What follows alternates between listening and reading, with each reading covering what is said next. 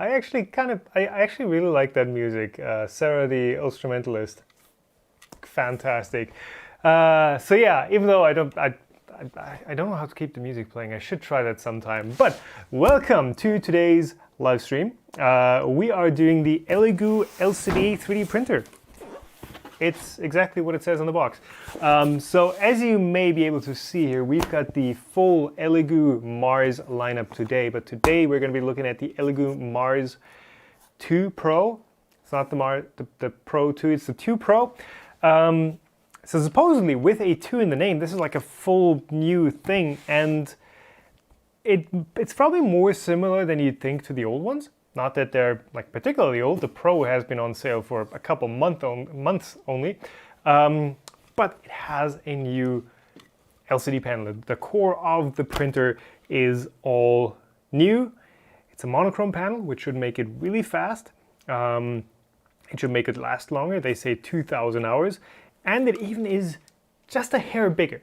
So I guess, do we have everyone in chat already? Yeah. Hi, everyone.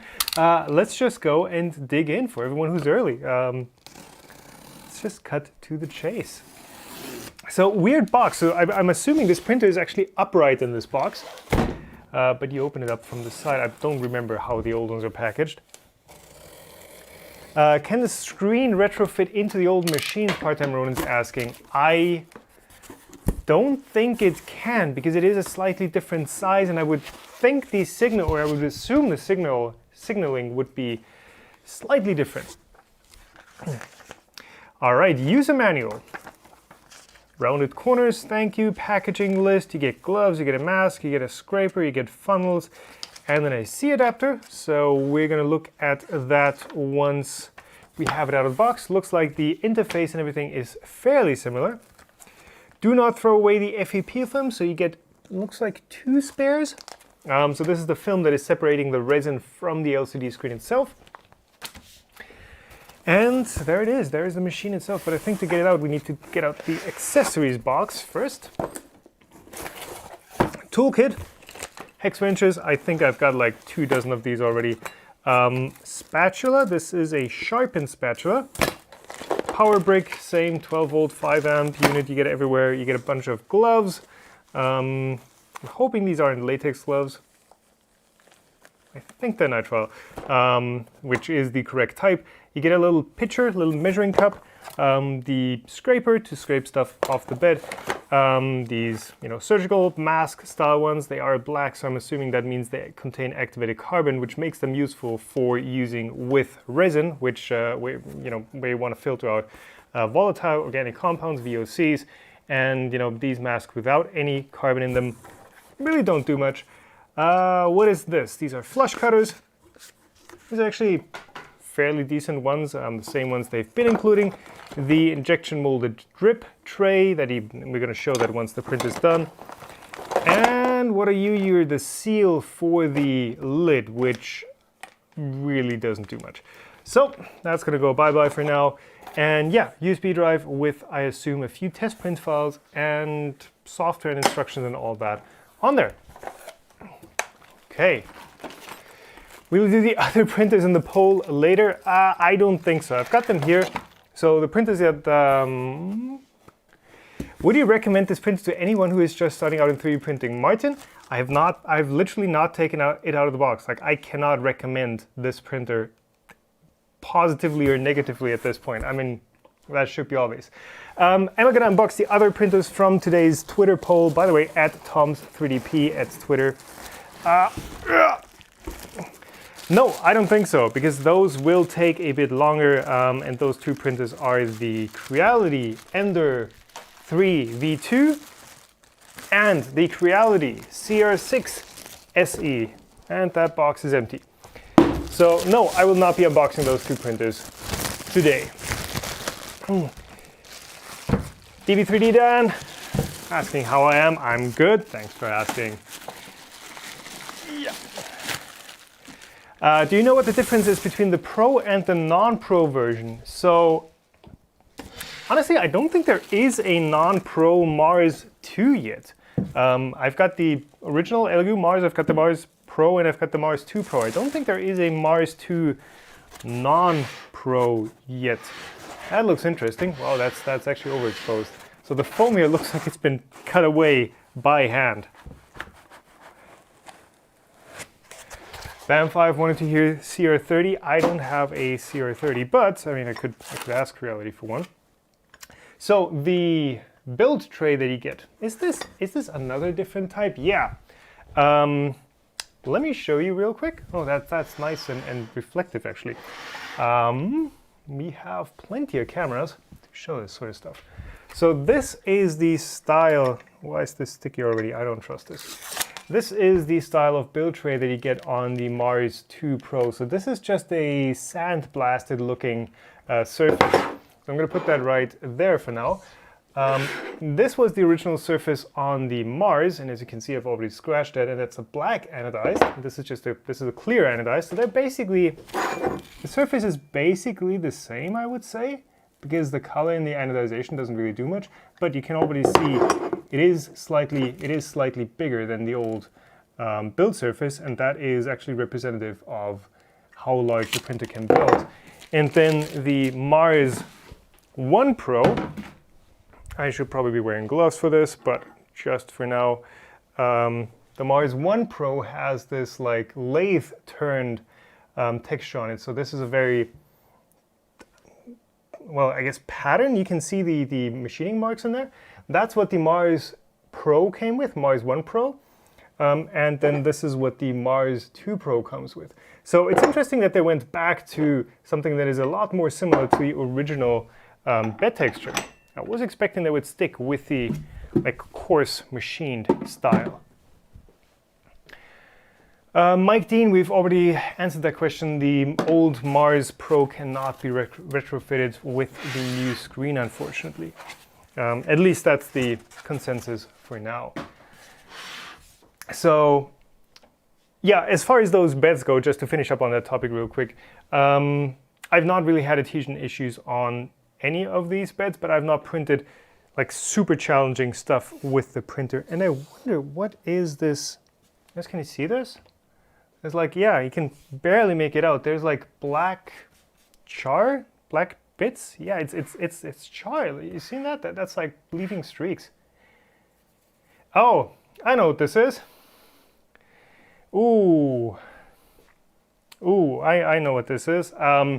So this printer has an activated carbon filter, which is a cartridge that's basically sealed inside the printer. So it's a non-replaceable activated carbon filter, which I mean, I don't see the point, because that's a filter type that gets consumed over time. And it looks like that thing actually exploded during shipping. You can see that there's like tons of these little black granules that are spreading all over my desk. And I saw those in the original packaging, and I was like, what are you? But it looks like that filter has kind of exploded. And there is also a bit of a noise reduction. Looks like there's a bit of, which corner are we looking at? That corner, there's like a bit of sticky residue on there. I don't know where that's from. You can just see it kind of shiny there. The thing with carbon is it's conductive, so I'm hoping none of it got into the electronics. That would not be great. So I'm gonna wipe this off real quick with,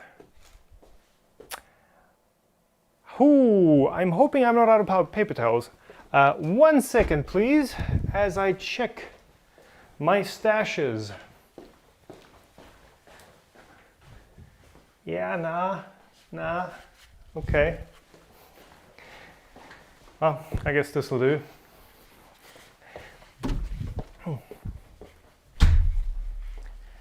So not quite paper towels, but it'll do. Come on, turn it on. I will in a second. You can see how much crap is coming off of that frame. That's just the visible part. Oh, and I can see why that filter exploded. Seen that? That's a dent. And wow, that's like they dropped it during manufacturing.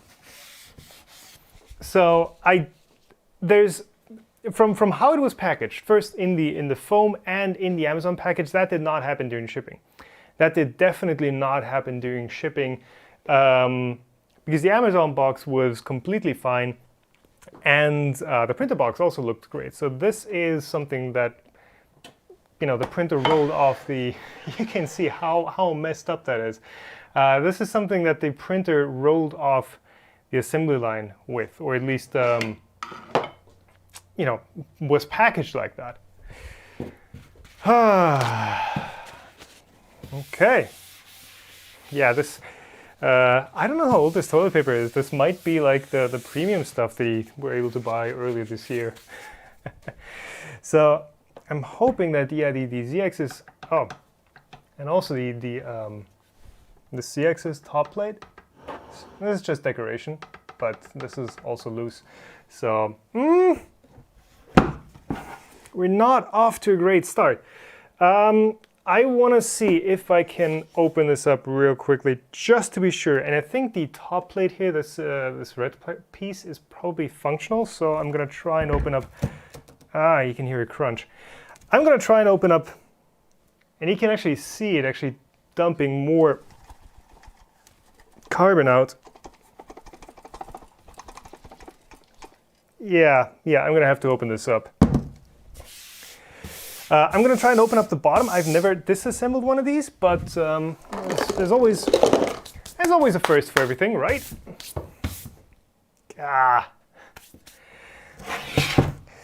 Okay, so I'm guessing we just start at these feet. You guys can probably run me through how to disassemble this thing, right?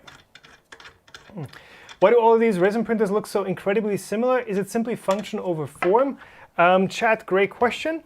The thing with resin printers is there's actually a common hardware platform for these. So I can't remember the name of the company, but there's one company that supplies the screens, the screen drivers, the main board, and I think even the touchscreen and all that stuff. So basically what these printer manufacturers like Elegoo or Anycubic or Creality do when they make in their resin printers is they just build a frame around those components. So what they can change is the VAT, the style they use there, the Z-axis, the build plate, and the case. But the core printer parts are kind of, there's one supplier that supplies those, and they make a kit. And I think it's the same, if what I've been told is correct, it's the same company that's making Shitterbox.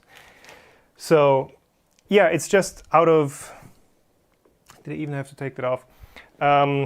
It's just, well, that's the style machine that works with those components. So thankfully they did include some hex keys, so you can straight go ahead and take it apart. There's screws on the side. Yep. Shake before use. We'll take longer opening from the bottom. Unscrew everything and it will open eventually. Okay, yeah. Don't take the bottom off.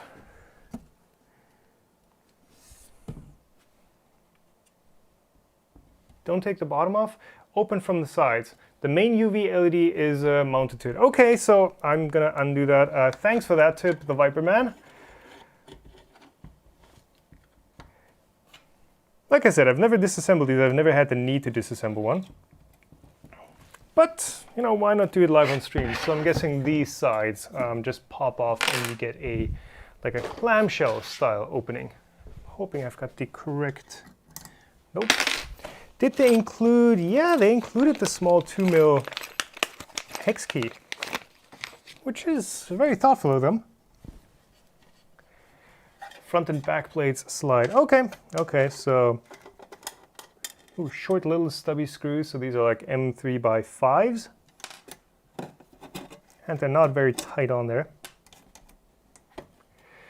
What difference does a monochrome LCD make? Moklan5 is asking. So the big difference with the monochrome LCD is, well, just first of all, functionally, is you're taking away the color filter. Traditionally, how an LCD screen works is you have your mono, or you have your white backlight, You have a polarizer, you have a color filter for each subpixel, because each pixel you're seeing is actually 3 subpixels of red, green, and blue.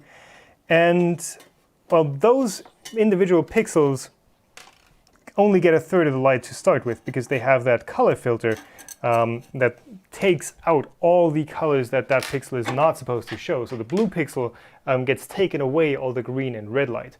And that makes a lot of sense for an LCD screen that you, with your eyes, look at. But for a UV printer, only the blue pixels essentially are usable, because those are typically the ones that let through the UV light. And with a monochrome screen, you take away that color filter, and all you're left with is pixels that let through all the light, which means every single pixel doesn't even lose the light from the color filter, but also you get more resolution, and yeah, you get less energy wasted, which makes it run cooler, etc., etc. Okay, so from what I can see, the interior of the printer is actually fairly clean, so it doesn't look like there's too much crap in there. Let me slide off the front as well. Does that take the screen with it? Oh, it's on a ribbon cable. So yeah, you can actually see what I was talking about earlier. There's the Shitu logo on the main board. So this board is not made by Elegoo. It's actually just supplied as basically as a kit to Elegoo, and then they build a printer around it. So I think this is actually okay to use. I think as soon as we turn on is that actually the carbon filter down there? I don't know. I think as soon as we turn on the carbon filter, it might blow out some more stuff. Yeah, there's a big chunk in here, but I don't see a direct path for it to actually blow into the electronics. So I'm just going to leave the front on. Yeah, it looks like I can take out the fan. You're right. I might just leave the front on, because structurally it's still good. It's got these aluminum struts that basically go from the bottom to the top. And that should be all right.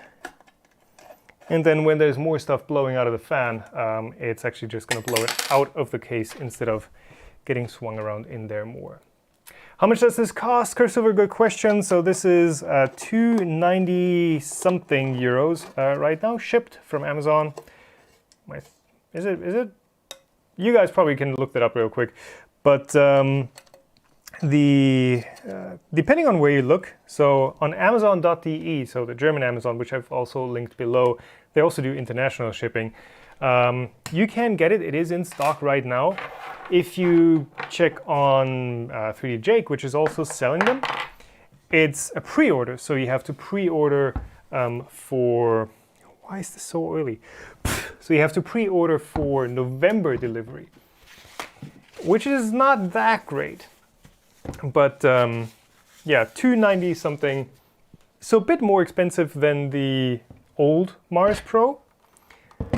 But I think in the grand scheme of things, very much worth it. Then again, I'm not sure if the upgrade from the Mars to the Mars Pro is worth it per se, but yeah, this is state of the art. Okay.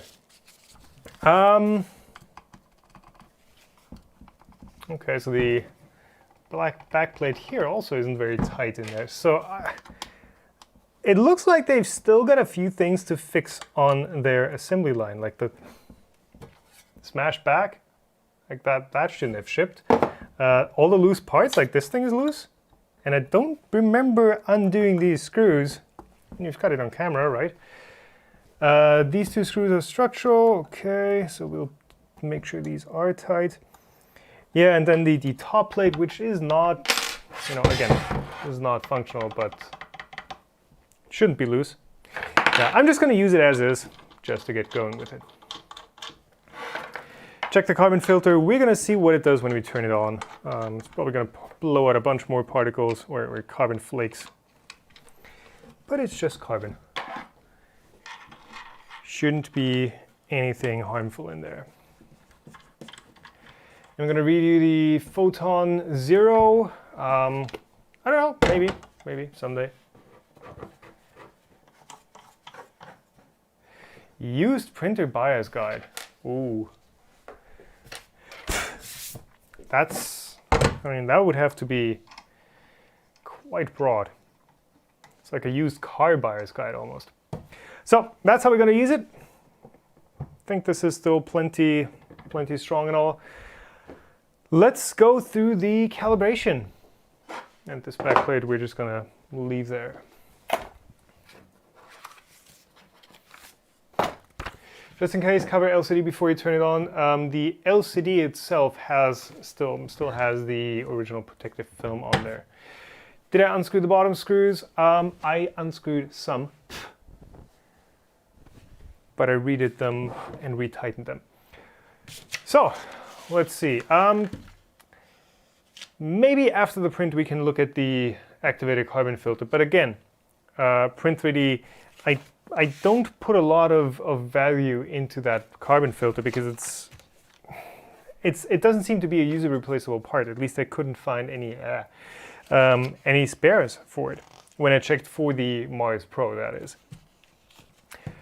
So components, measuring cup, toolkit, backup screws. Oh, so they did assume you would need some backup screws.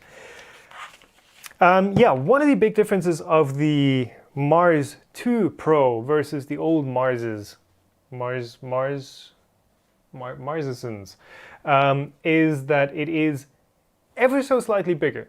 And if you look at the numbers, like it doesn't seem that much of a difference. This one is 129 by 170, 180. I've had the specs open. Yeah, so this is 129 by 80 millimeters, supposedly usable build area. And the old Marses were 120 by 68.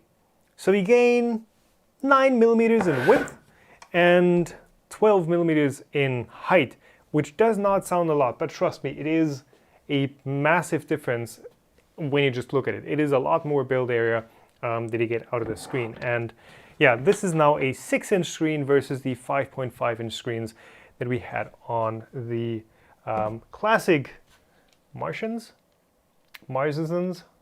Yeah. System ELED 3D, yada yada. It had the build volume right there. And actually, this is a... Okay, so the manual is actually listing a different build volume. Look at that. So online, if you look, it's 128, so 12 centimeters.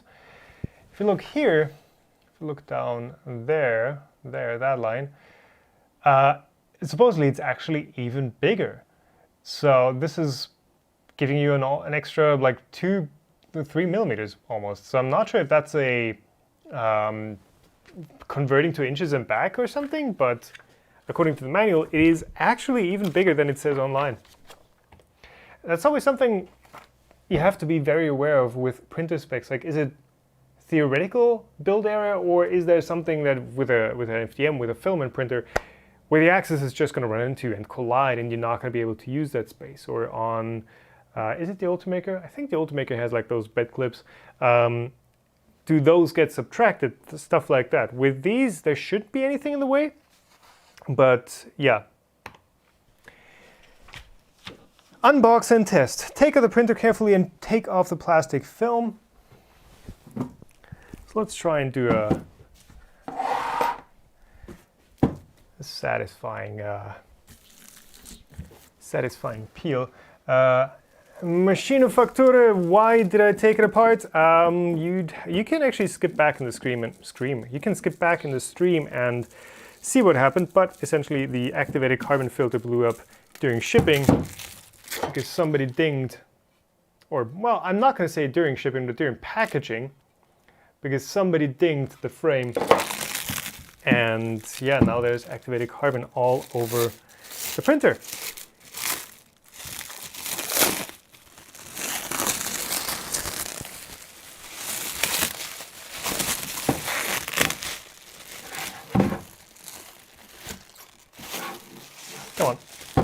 There. Nice and clean. Is activated carbon conductive? Yes, it is. Very much so.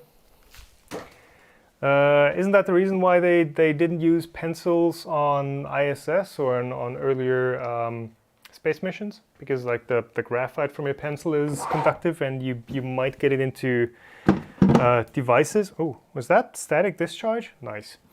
You might get it into devices that don't react well to it. There's one more thing that I'm noticing, which might be the z-axis actually bent. That actually looks very crooked. I don't think it's because I'm missing the back shroud, but this thing doesn't sit on there very well. And it's because the z-axis is actually touching the cover. So the cover is leaning against the z-axis there. So I wish I could slide it over more, and you can see down here where it doesn't actually sit on the base. To actually push it forward, but then it tilts back. So that's how it wants to sit, which isn't great. It should be sitting like that, but it is mechanically banging into the z-axis there. If I look at the old Mars, there is a bit of a gap there, and the cover is sitting on there much more nicely. Would the rubber seal make a difference? Nope, because the rubber seal doesn't change the geometry really, it just pushes it up slightly. Okay, so we are not off to a great start. Looks like this thing is kind of screwed. Do I have a... don't have a square. I'm not sure if I have anything that is just square enough to check this. Anyways, let's just assume it is working. Take out the printer, connect the power cable to printer and power supply. Insert the, we're going to do that once we need it. Insert the build platform, fasten the rotary knob, and loosen the screw. So that is the new build plate.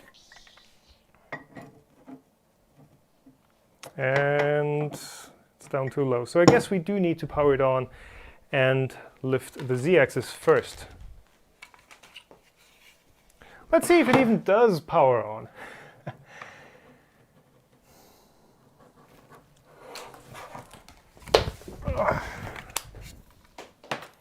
Alright, so power supply has a blue LED, that's good. Before I turn this on, a quick sip of, what do I have today? Green Pindaya from Myanmar. Great tea. Yeah, place your bets, sparks or no sparks. And if there are sparks, there is the close-up.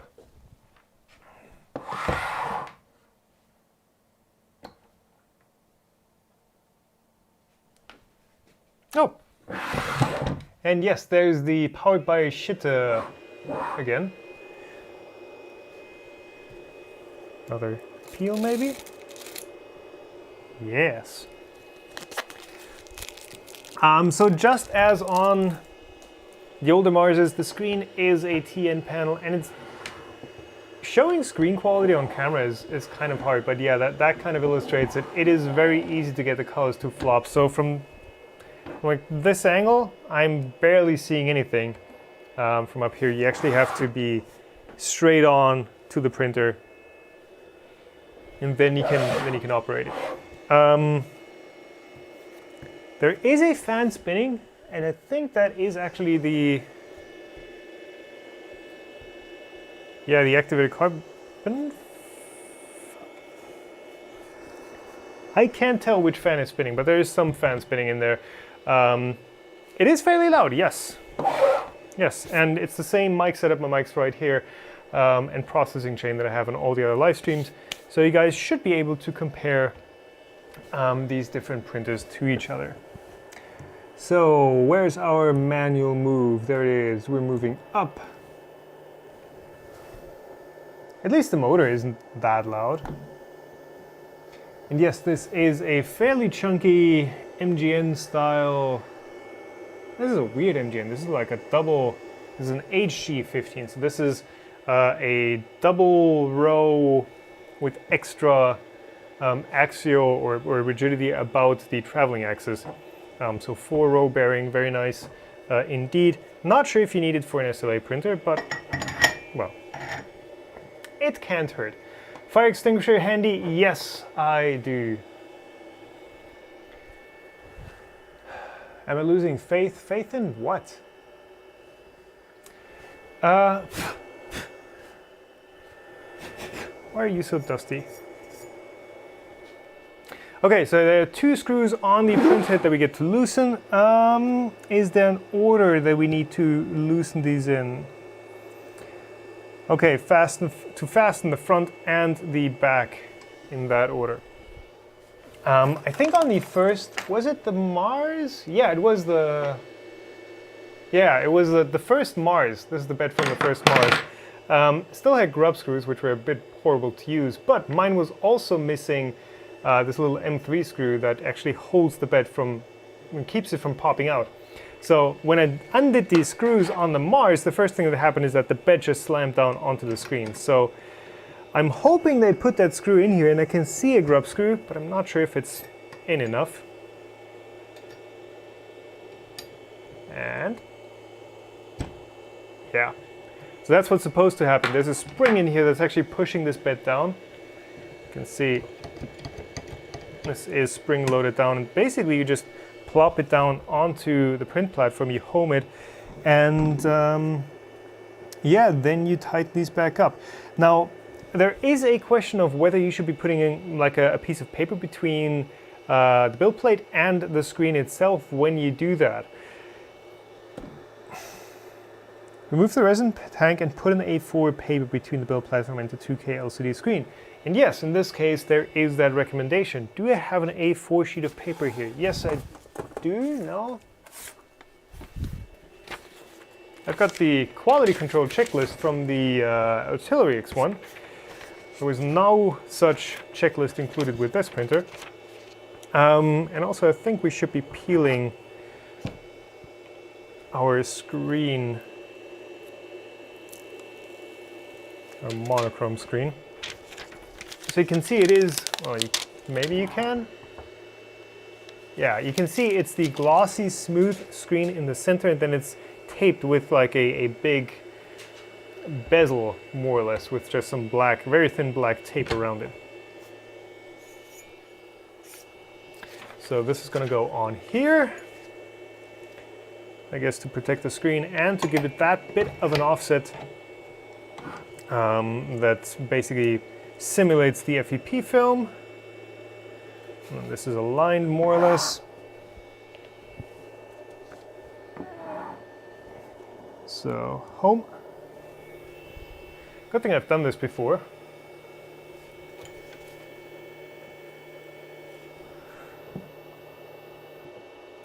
When the build platform stops, please use one hand to press it and make sure it's in its central position. Okay, so I guess that's just to align it like that. And then fasten using the Allen wrench. Fasten the number 1 and then fasten the number 2. So. And then they also include instructions for, you know, once you've tightened these screws,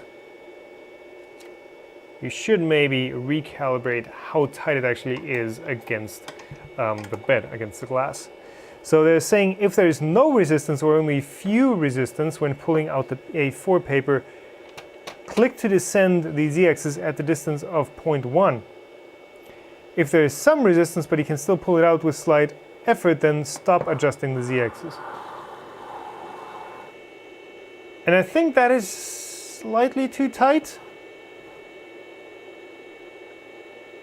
Why would I want to descend the Z-axis? I don't want to lower it when there's too little tension. That makes no sense. I'm actually going to open this up and slightly reduce the tension. By the way, guys, try and keep chat somewhat clean. Like, don't spam the same thing over and over. There are mods around here. Oh, I tightened the wrong one first. You should be holding the screen down in place with one hand while tightening the screws. Oh, there is a glove picture. Okay. Not sure what that does, because it is spring-loaded after all, but okay. So I've now lowered the screen by 0.1, and theoretically, when we raise it back up by 0.1, this is the home position now, and if I home, yeah, perfect. Just slight tension all around. That should be good. Still activated carbon shards all over the place. Yeah. ZZ0. Okay. So how does this homing actually work? Is there a... Okay, there is an optical end stop right in here. I don't think you guys can see it, but right down there somewhere there's an optical sensor and the flag that drives into that. Oh, you can actually see it. Nice. So right back here, there is the opening for the optical end stop. And I guess it triggers, and then you can set an offset for how tight you actually want it, which is nice. And I don't think I've seen that on an LCD printer, on a resin printer before. So far, it was always, well, you have to adjust the tension. And it has been an issue with, I think, the original Mars, where the spring tension was kind of weird and you couldn't compensate for that. So that is nice, and that is something that you can probably adjust after the fact once you've got the vat and the resin in there, and if you see, okay, your prints are like smushed at the bottom or they're too high up and they're not sticking to your build plate, then you can still adjust those things. Whew. Can you do skew correction for resin printers? Not yet. Not yet. So if this Z-axis is actually tilted one way or the other, I think this one is actually tilted back, then there is no skew correction like you can do on pusher printers with the auto bed magnet tram rectangular correction thing. Anyways, leveling is complete. Press 10 millimeters, then press up. So press 10, and then I wonder what happens if I press down now. Is this gonna know, hey, I'm already too far down? Or is it just gonna ram it through the screen? That would be bad. Press up for about 10 times. And again, I would prefer a click wheel as on, you know, all the screen, as on any other printer where it's like you can just rotate it and it moves. But how long time to print? We will see. How, depending on how well this goes. I mean, so far it's not gone too well, but I've got faith. So put the resin tank back. Doesn't say in the manual, but I guess I also have to peel the film. Step 1, peel the film before printing. There are probably people out there who still miss those instructions, but well. So this vat is compatible with the old one or not? It looks like it is very similar, but I don't know if it's exactly the same. So that would be cool to see if I can actually just grab the vat I have in the Mars Pro right now and just plonk it in here. And just have an extra vat, because switching resin on a resin printer is kind of messy and kind of inconvenient, at least. So yeah, just having one printer with one resin and being able to swap the vat back and forth, that would be nice. Put the silicone rubber sealer on the cover. Nope. Plug the USB in your printer, wear your mask and gloves, and then add resin slowly to a third of the tank. Avoid direct contact with your skin. Yes. Print Rook. Okay, so as always, I'm going to ask you guys, should we do just the sample print, the Rook, which I think prints 2 Rooks? Or should we do the full shit the box setup and slice something for ourselves? Let me know in chat.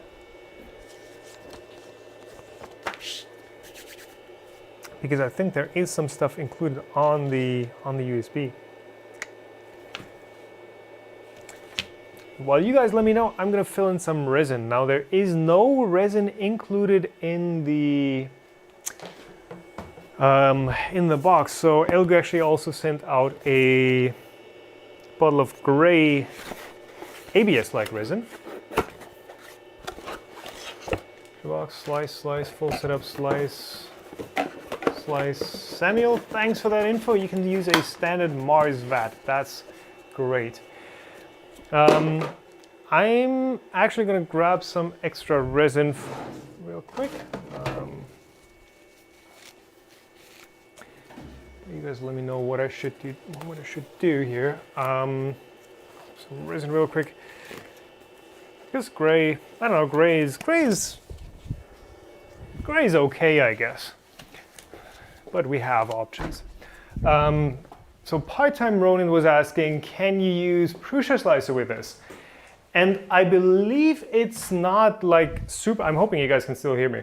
I believe it's not super trivial, but it should be possible with a translator app or translator software that you can use, because the file format for the Shitu box or Shitu hardware is that CLBDBDDB format, which is like a proprietary format.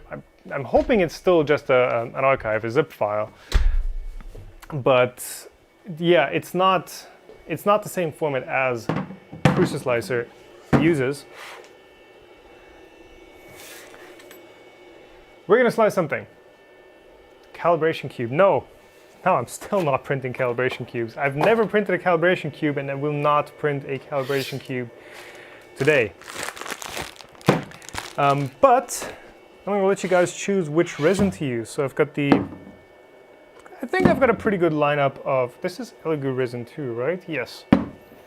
Elegoo, and the new gray resin that they're including, or that they shipped me. It's not included in the box with the Mars 2 Pro. So we've got big old overlay, or we have a B camera we can use for this. We've got translucent, which is clear basically. We've got the red, but there's not much in there anymore.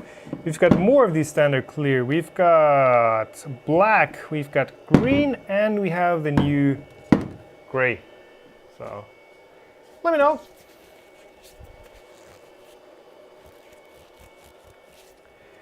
Clear, red, green, new resin. Okay, you guys spam chat for now. Amit is asking, does the bed need to be leveled after each use? No, it does not. So this mechanism with this, well, you can actually remove it and put it back without having to level it, because it is a fairly robust setup. And these screws, as long as you tighten these up enough and you don't bounce it around while you remove the print, you can reuse that setup.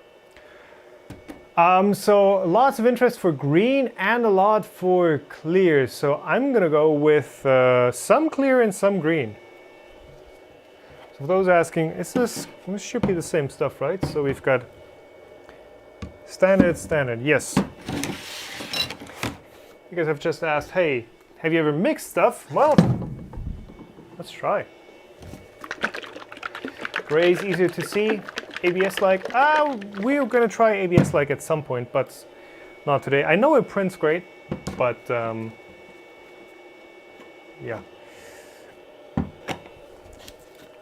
We're gonna use the standard stuff today. So this is clear. I'll take this out real quick so you guys get a better view.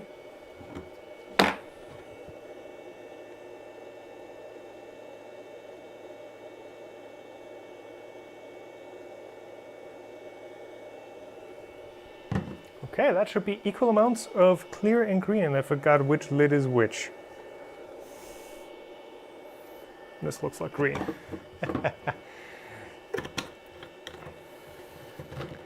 So yeah, the bubbles will get worked out once the bed plops down a few times, or the print surface, whatever you want to call that. Can we get a bit? This looks so nice in person, but it's so hard to show on camera. So yeah, we're gonna put the we're gonna put the print platform back on, and lid goes on. So now, yeah, color will mix obviously, but hopefully it's gonna mix a bit more slowly when we actually have it spread out like that.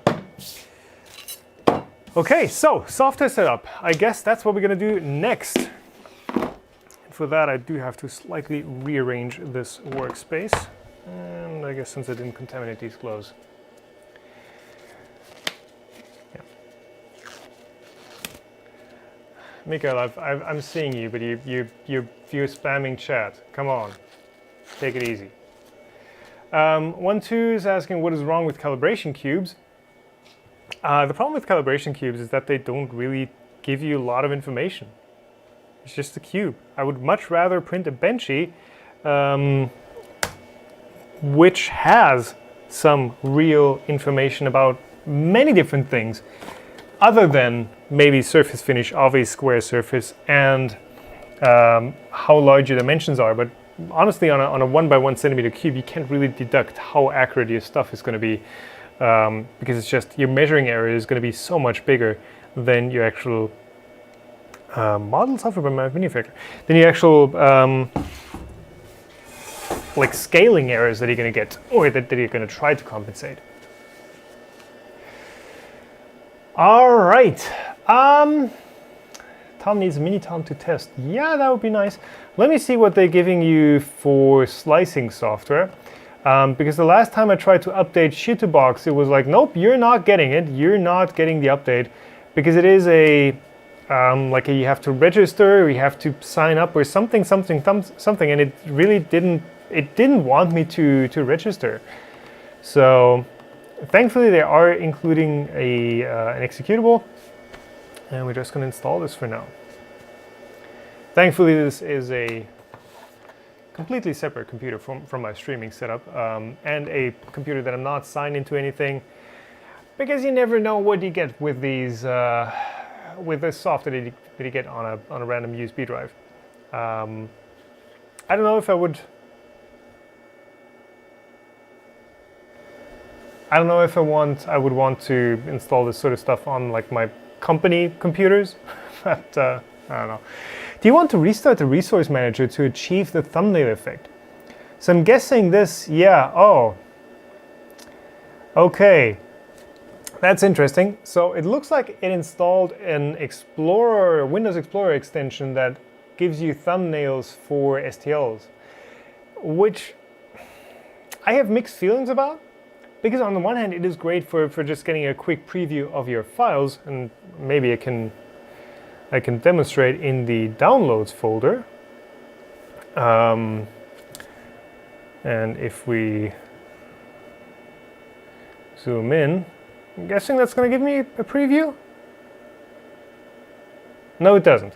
But what I've had with past plugins that would give you an STL preview or something, is that it would work fine on small models, but as soon as you had like a 1 or 2 or 50 megabyte STL file, which you get from a 3D scan typically, it would just crash the entire Explorer window. So you had no easy way to turn it off. You couldn't even delete the file out of that folder. It just crashed that folder or that Explorer window as soon as you navigated into it. So yeah, I'm not seeing previews here, so I'm not sure what it did. It might just be for the CLBD-DBD files. Oh, there it is. Okay, now it's working. So it is an STL preview. I'm gonna have to see how well this works for large STLs. AirGap PC. Yeah. Cool. So Elegoo Mars 2 Pro, Elegoo Mars C. What is that? Does anyone know what the Mars C is? Too much stuff. Okay, there's our model. Perfect. Already loaded it. I think I'm just gonna keep printing this Pikachu.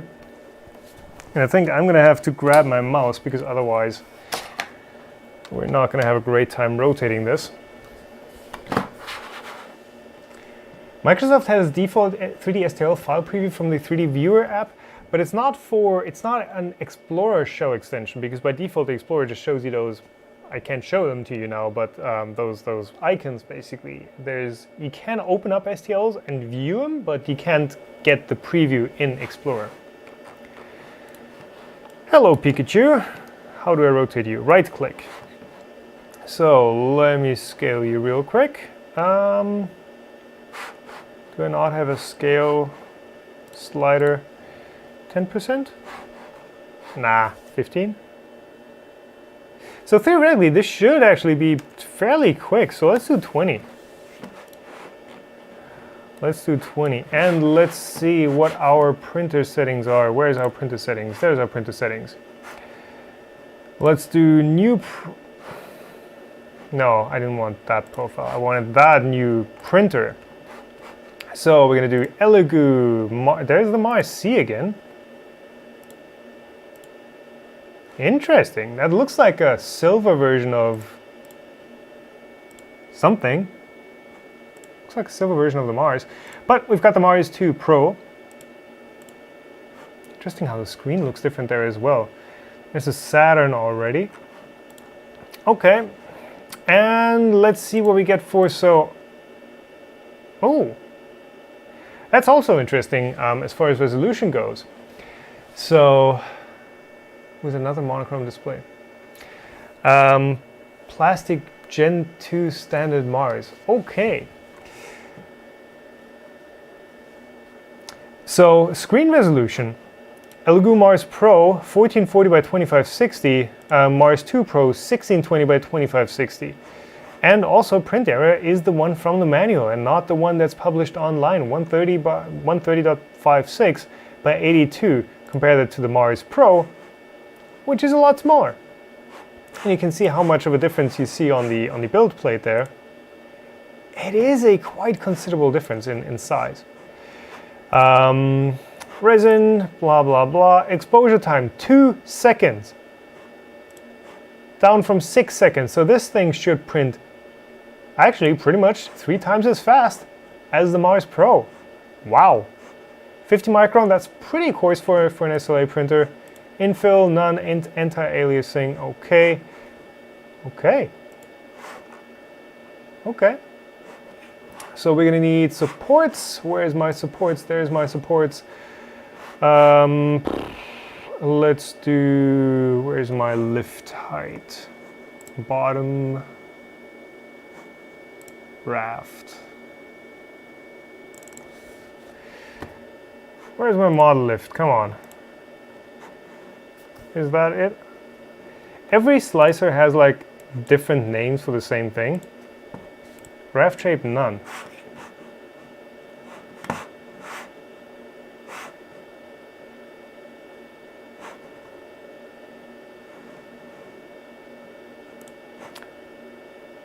Yeah, nah.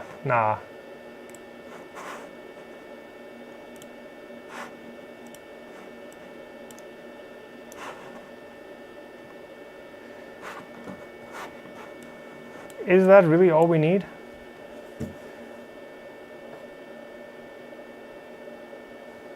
Right, so, oh, lift height, there it is. Thanks for that. We don't need lift height for this. Will I do 3D Senpai again, or do I have too many followers? What is it called? The imposter syndrome? Where you think like, who am I to tell you guys how to run your printers? Theoretically, if I do all again, there we go. Is that really all the supports we need? Do we get a support density? There's our support density. Let's do a few more. How did that change so much? Wow.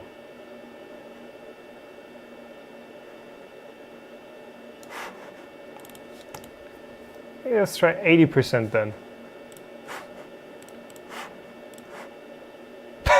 That's so weird. You go from 80 to 100% and it's like no supports.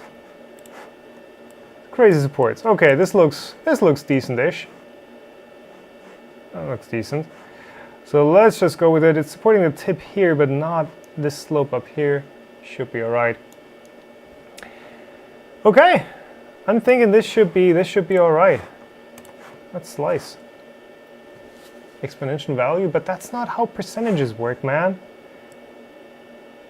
So 1 hour 6 minutes supposedly for a 2 gram print. That is, doesn't say how tall it is. Oh yeah, it does here.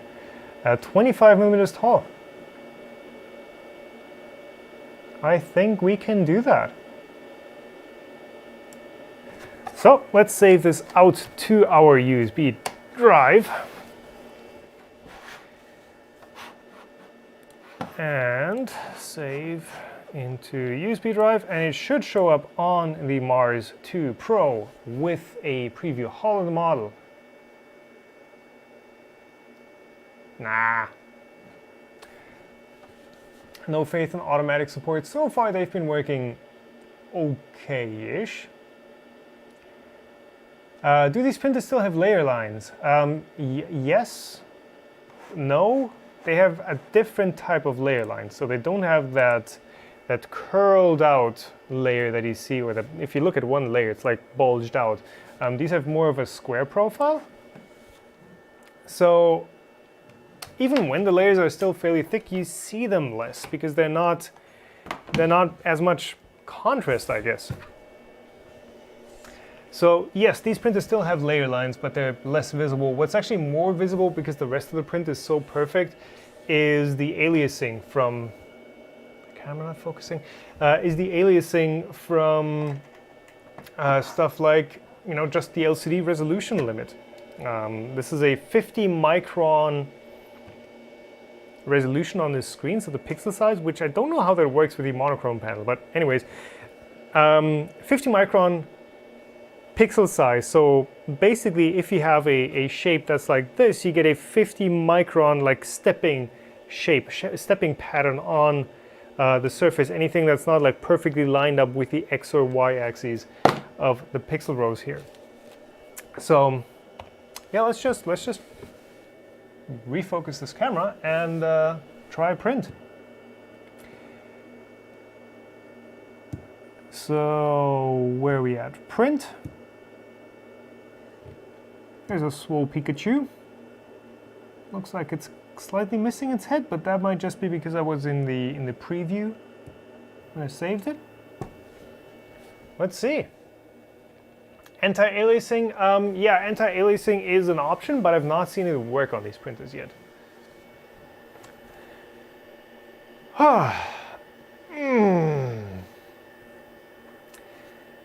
Okay.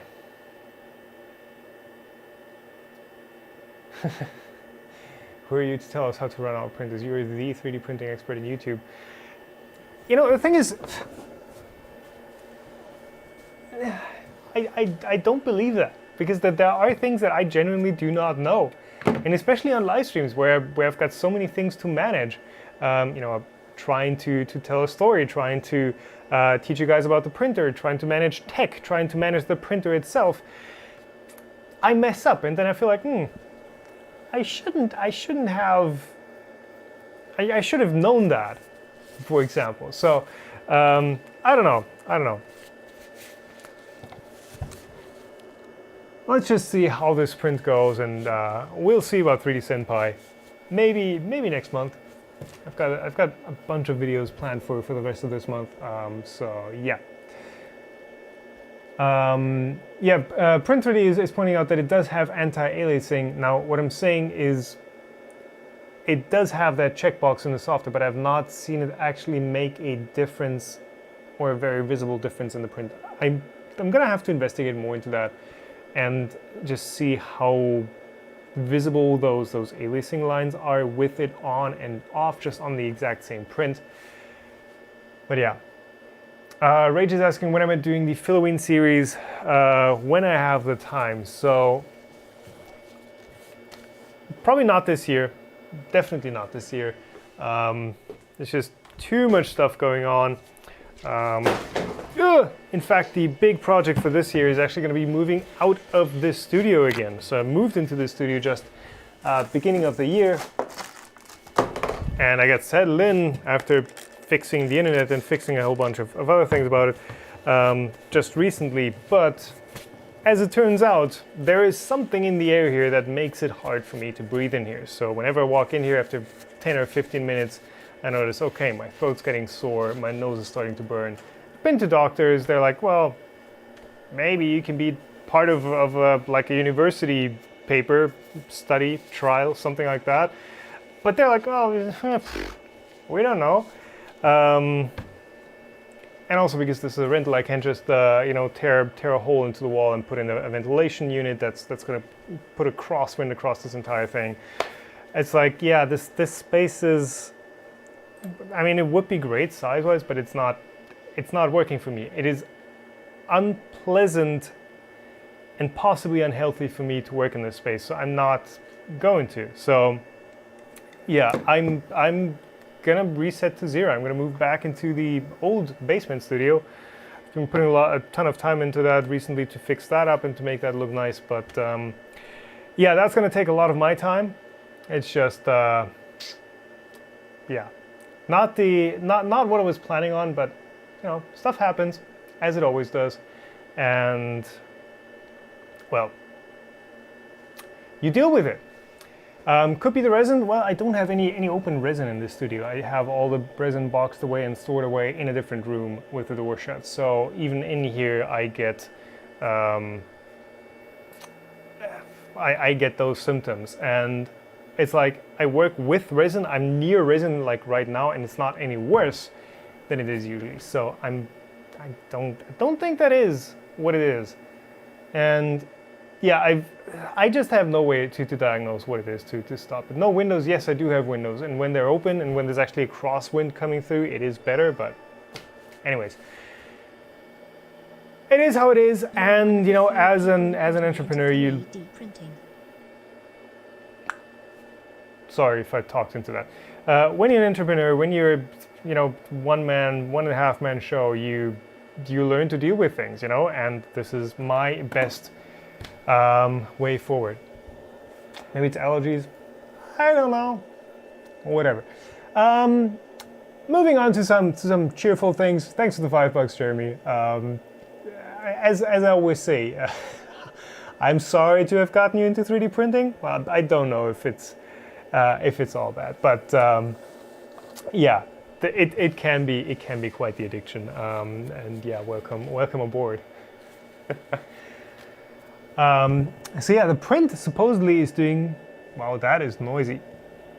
So you can see how fast it's pulling up layers. So these are 2-second layers. Now, the math doesn't quite check out with it actually being 3 times as fast or a third the time to print it.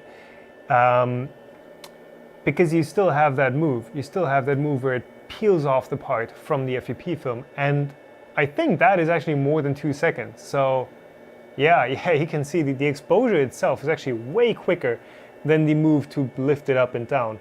Now, if the Z-axis was quicker, maybe you could shorten that time?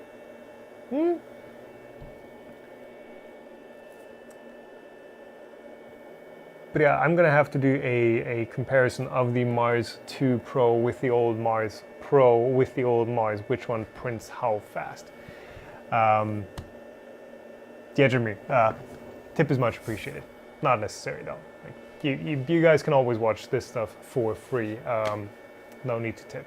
But again, it is appreciated. Thank you. Who was saying they had the same issues with this printer? Yeah, where's... Oh, my mouse is still on my laptop. Okay.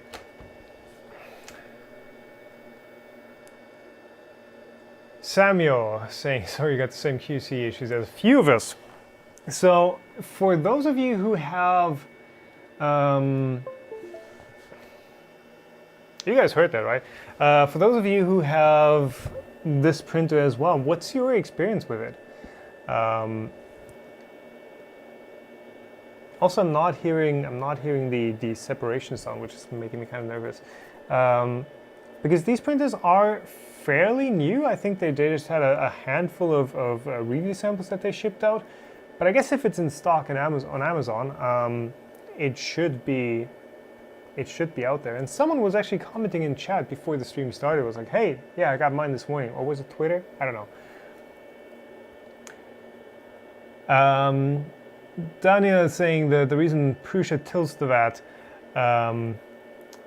so that the resin can get quicker under the build plate. Yeah, so there are a few different things as to why it needs to move up and down this much. Now, obviously, the very logical reason is that it needs to peel that print off of the FEP film, and if it just lifts off slightly, the FEP film is flexible and it's just going to flex up and down. But also, the resin is fairly viscous. It doesn't flow very well. So if you have a small part, or if the build plate is still very far down, you're not going to get the resin to flow down there as quickly as it should for the next layer. And yeah, I guess movement speed faster up and down is only going to help to a point, because the resin can't really flow much quicker than it does, but you do allow it to flow faster if there's a larger gap.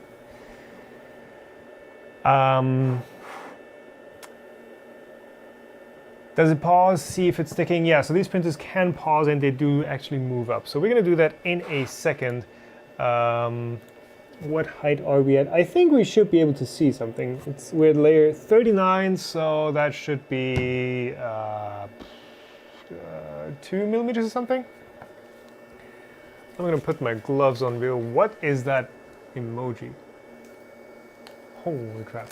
Is it garlic? Don't think so. There is no glass on the screen, just plastic. It's extremely easy to scratch. Ooh. LCD has parts of the polarizing filter missing and it scratches easy. So you're saying that they literally didn't assemble the LCD completely? That would be weird. Okay, so for me, opening up this printer is not going to be an issue for the resin because we're using all LED lighting in here, and LEDs do not have any UV components. They do have, well, these regular white LEDs do not. They do have some blue components, but I don't think that they should be hardening the resin that quickly. So if you do pause, does it actually move up? Yes, it does. Does not show a layer preview. I thought these were showing a layer preview. Is that a print or is that not a print? That's honestly quite hard to tell. You tell me. I'm trying not to drip. I think I'm seeing something there. Let me grab the scraperoni real quick and just give it a quick feel. Nope.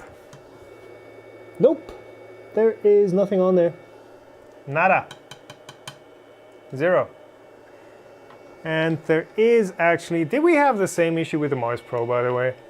There is the print stuck to the bottom of the vat. Fantastic!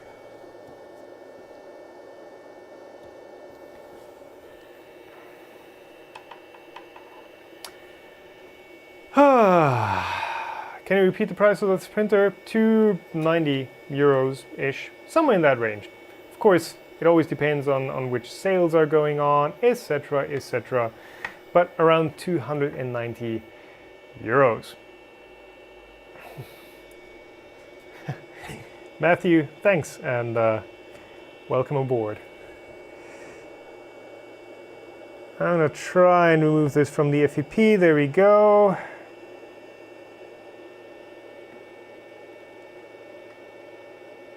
Okay, there's the print. It's not quite what I was hoping for. Theories, why did this not stick?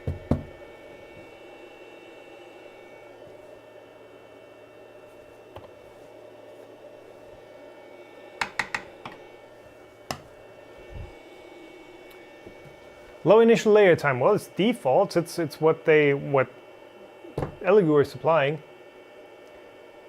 Always want to season the build plate? What would you want to season it with? How much is the resin on average? It is, well, you look it up, but it's not that expensive actually. Longer burn in the first 10 M layers? Try glue stick on the bed? I mean, I guess that could work. I could try some sriracha on the build plate. Yeah. You go back on. Use cooked egg. Cooked egg. I don't know.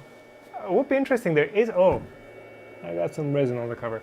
There is actually a Wham. I think Wham makes them flex plate for resin printers. How long until resin printing will be as safe as FDM? Never. Never, because it's an inherent property of resin to be full of monomers, and you don't want to be getting monomers on you. Try re-leveling, scuff the plate.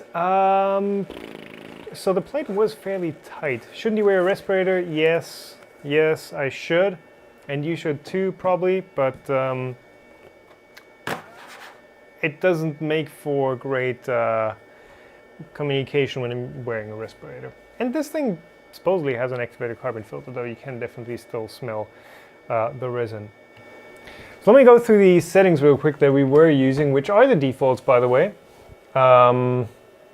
Let me see, print, that's where we at. So 35 seconds for the first layer, which sounds long enough actually, considering that you're doing 2-second layers with the default on the Pro being 6 seconds. And that's a 3-factor reduction. So if this was like 20 seconds, I'd say, okay, that's like in line with what the layer time is, but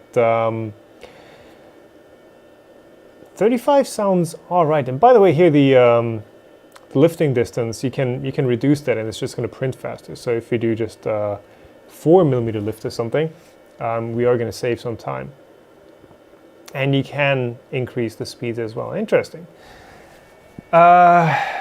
Lubricate the FEP. Okay, that sounds like a genuine tip, though I've already got resin in there and I kind of don't want to remove it all. Let's just go with 60 seconds here. Let's just go crazy on the first layer cure time. Paper might be too thick. The paper was actually fairly thin stuff, and we did adjust it to the exact tension. Google, shut up. And we did actually adjust it to the exact tension that it was recommended in the manual. So I'm thinking that should be good.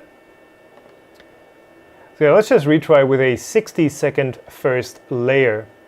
Actually, we should be slightly faster because we did reduce the retraction distance.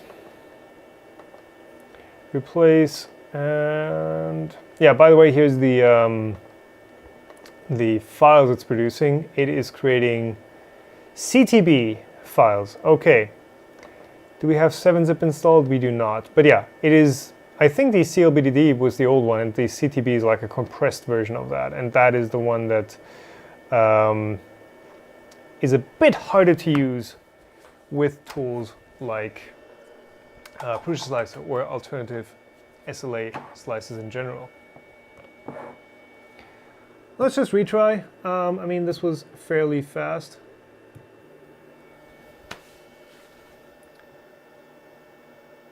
Hollow this time. And the thing is, it did fail.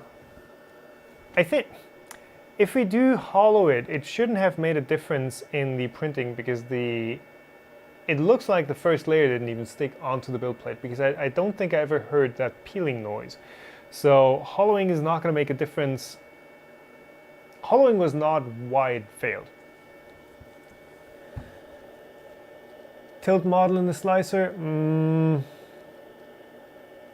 Not going to make a difference for, when the first layer doesn't even stick. What am I using to rinse the print, since isopropanol has been harder to come by? Oh, isopropanol has actually been crazy expensive, and it still is. honestly, any solvent should work. Isopropanol and ethanol, like just alcohol, not rubbing alcohol, ethanol should work very well too. They're very similar in how they behave generally, and I've not tried it, but it should also work. I've still got a full bottle of isopropanol, and I've got a full tank of isopropanol in the Prusa CW1, so I'm good on that front. But I guess like ethanol is just going to be the most straightforward replacement, right? A lot of people are recommending alternatives like just cleaning agents and that sort of stuff. Not tried those, not sure how well those would work, but yeah, there are alternatives. Cheap beer, well, if you want to use water, I don't think that works all that well. And I think I just heard a peel right there, so hoping that's going to be better.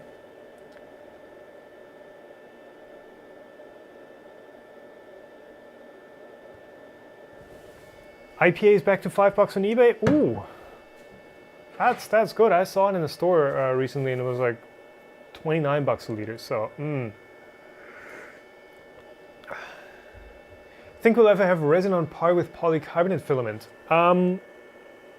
It's possible. Like if you look at the ABS-like resin from Elegoo that I did a test on a few months ago, that stuff is very strong and very comparable to FDM prints. In fact, it is actually stronger and more impact resistant in a few disciplines. So it is very likely that resins are going to keep improving and that we are going to see properties that I would say at least come close to, yes, I just saw a peel, that's great, that come at least close to FDM printed materials. Because with FDM, you're always going to have layer adhesion, you're always going to have inconsistencies, all that, which does weaken the material. I don't think we're going to get straight up injection molded properties. That would be very good, but not quite.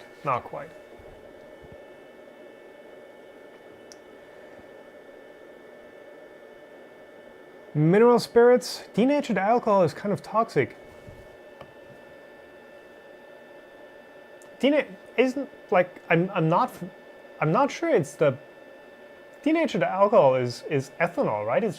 It is literally what's in beer, wine, and spirits for human consumption, isn't it? I mean, yes, it is kind of toxic. That's true, but it's not toxic in a way where it's say, oh, don't get near that stuff. I don't know. Ethanol and resin is Vergällung. Yeah, so ethanol you buy for like, indoor stove or cleaning purposes does have a bittering agent in it. So right.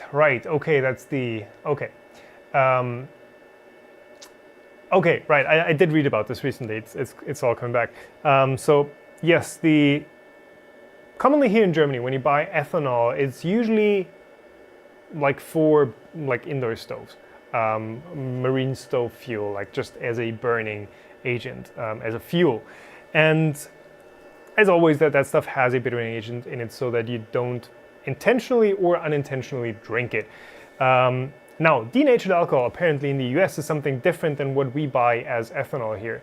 So denatured ethanol in the US apparently has, or can have, large quantities of other stuff, as in other solvents that may be more aggressive than ethanol or behave differently than ethanol. So I think I've read like something along the lines of maybe 70% ethanol and 30% of other stuff in there. And yes, when there's 30% of by volume of stuff in there that's not ethanol, like it could be anything. Yeah, that could make it somewhat toxic. Yeah, methanol, I've also heard some other solvents, but yeah. That's the difference of when we buy ethanol here, it is usually like 95-98% ethanol, whereas in the US, the denatured ethanol can also mean 70% ethanol and other stuff. 30%. Okay. Methanol, yes, methanol would also be, I guess methanol would also work as a cleaning agent, but it's definitely something you wouldn't want to drink for sure. How is the smell around me? I can't really smell anything because once you're immersed in the smell, you stop noticing it. So probably when I walk out and walk back in, I would notice. Are all layers 60 seconds now? I'm hoping they're not. Yeah, they're faster now. So yeah, we're down to 2 seconds. We're on layer 10. So we are on 2 layer seconds.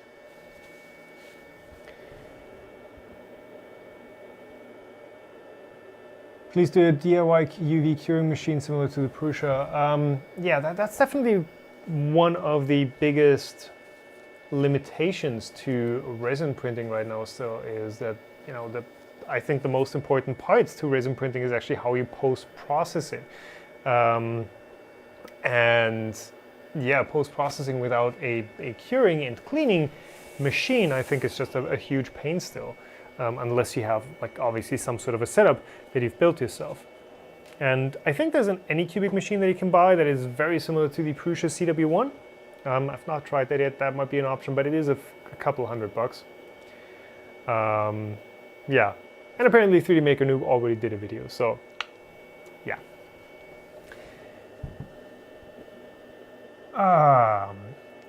MEK leaves a film after it dries. So MEK, methyl ethyl ketone, yeah. That's one of the solvents that I would say don't go near it because that stuff is kind of really nasty. Acetone I'm okay with, but MEK is like the crazy uncle version of acetone. So not something I would regularly want to wash my prints in, for sure. Post-curing warm. Well, Prusa does that, right? Is Streamlabs going to read that tip or is it not? Anyways, thanks for the 5, Surflex. Glad you're learning stuff. And hello back to New York. Is that New York or New York City? Oh, now it's reading it. Love the content. I've learned so much information from you and really appreciate it. Hello from New York. All right, greetings back. And thanks for the tip. Yeah, the simple green, that's what I'm hearing too. Yeah, so curing, for this printer, I'm just gonna grab the Prusa CW1 because I really, that's my go-to. It's just really convenient to use. I'm not gonna be able to chuck the build plate into the CW1. I guess I could make myself a new lid for those containers, but yeah. Any food safe SLA resins?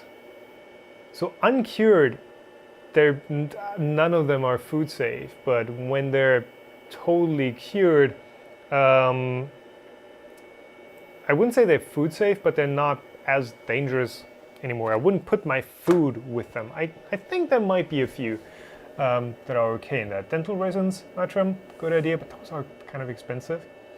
You could do that.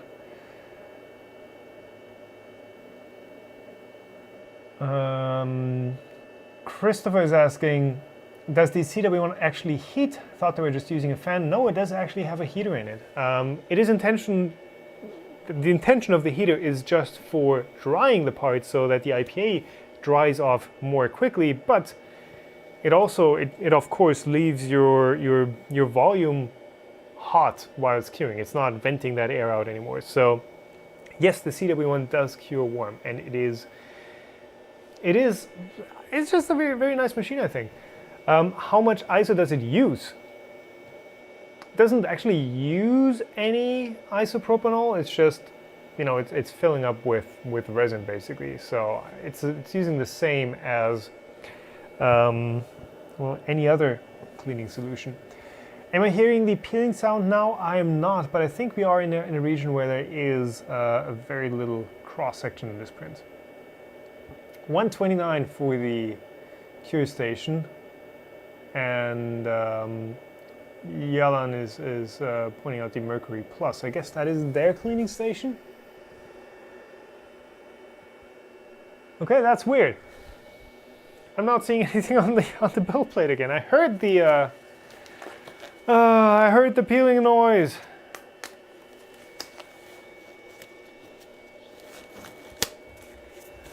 I heard the peeling noise.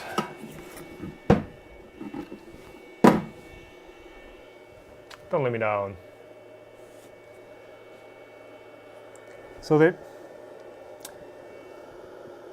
is nothing on the FEP that I can see, except for what is this? That's some particle, which I'm not liking. But yeah, there is something stuck to the build plate. So I'm thinking we are still good on this print.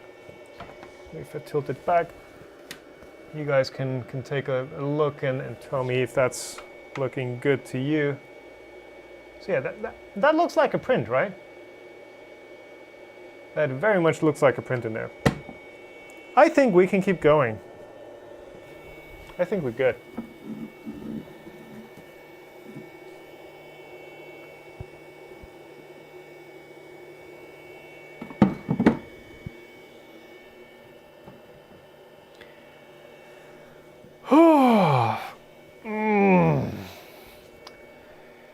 Remove the VAT and check the LCD this time to see how bad the surface is. What do you mean? We keep printing. Oh, GH5 is not happy with that red. Oh yeah, I ordered myself a pocket cinema camera, like magic. It's really gonna be interesting.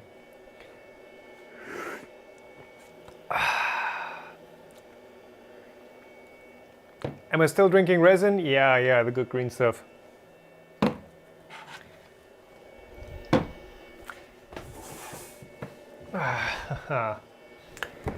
Is there any incentive for companies to get rid of resin consumables?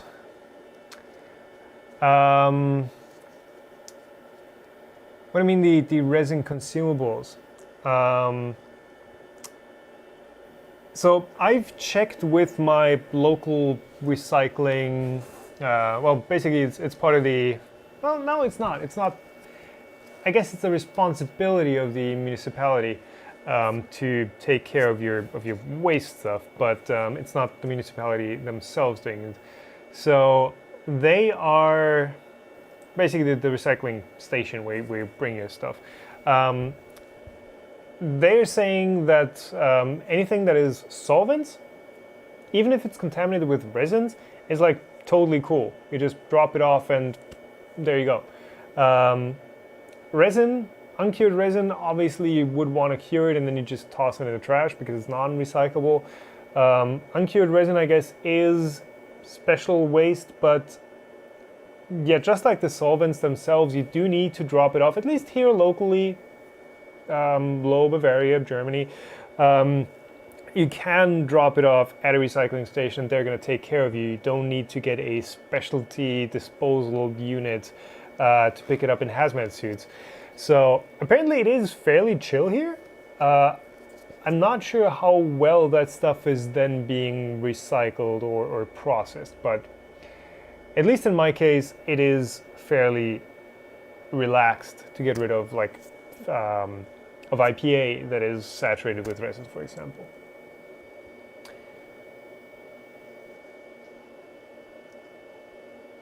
Is this model out yet? Or is it pre-release? So this printer is out. You can actually order it right now on Amazon, at least on the German Amazon. They are in stock. You can buy them. You can get them. Links below, affiliate links. So if you want to use... No, Amazon doesn't let me say that. I might get a kickback if you order products through those links. I think that's the official wording that I'm allowed to say about Amazon affiliate links. Those are in the description below for Amazon.de. That's where this one was shipped from. So I think Elegoo just put in an order for me and Amazon shipped this one to me. You can order them from Amazon.de. They do international shipping as well. I've not found it on Amazon.com or other Amazon sites yet. I've also not found it on Banggood, AliExpress, GearBest, any of those sites. So it looks like it is a limited volume release, but it is out. You can buy it.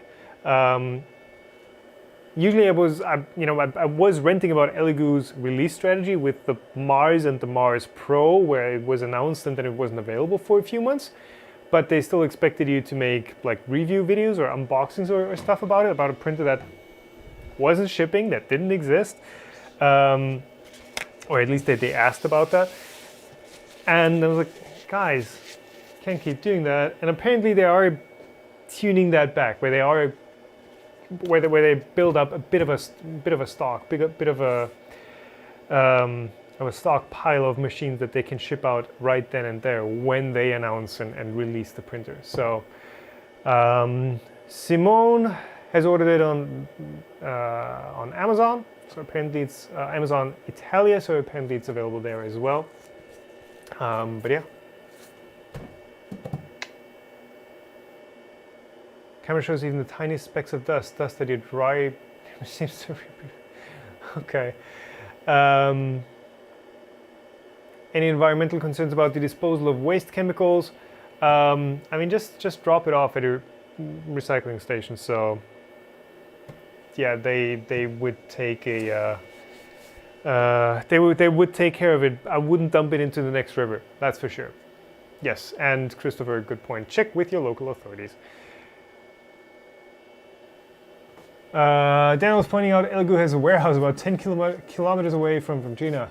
They shipped the free 8,000 masks in April. Yeah, I got a pack of those, still using them. Pretty great.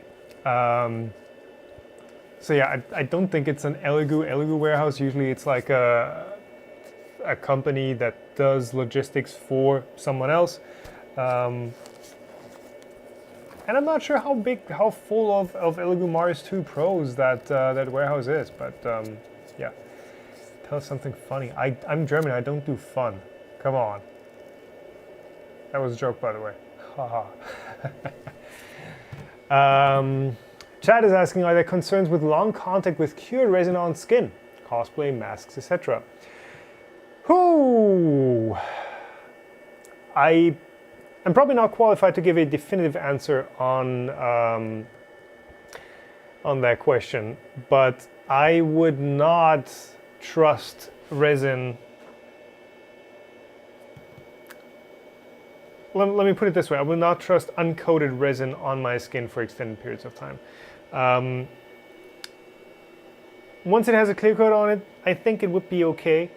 But I'm not sure how well these resins cure and how safe they are once they're cured. So, yeah.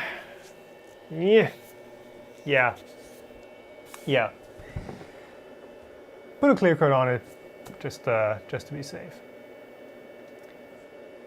Elegoo said mid-September for Amazon US availability. Yeah, so the other link in the description, that's a Genius link that puts you, or gives you whatever country you're in, puts you on the right Amazon site. So if you're from the US, that link gives you the Amazon.com site. And yeah. Great language. You can tell I've been, when you've been streaming for, and you forgot to hit record. When you've been streaming for 1.5 hours, talking does get hard.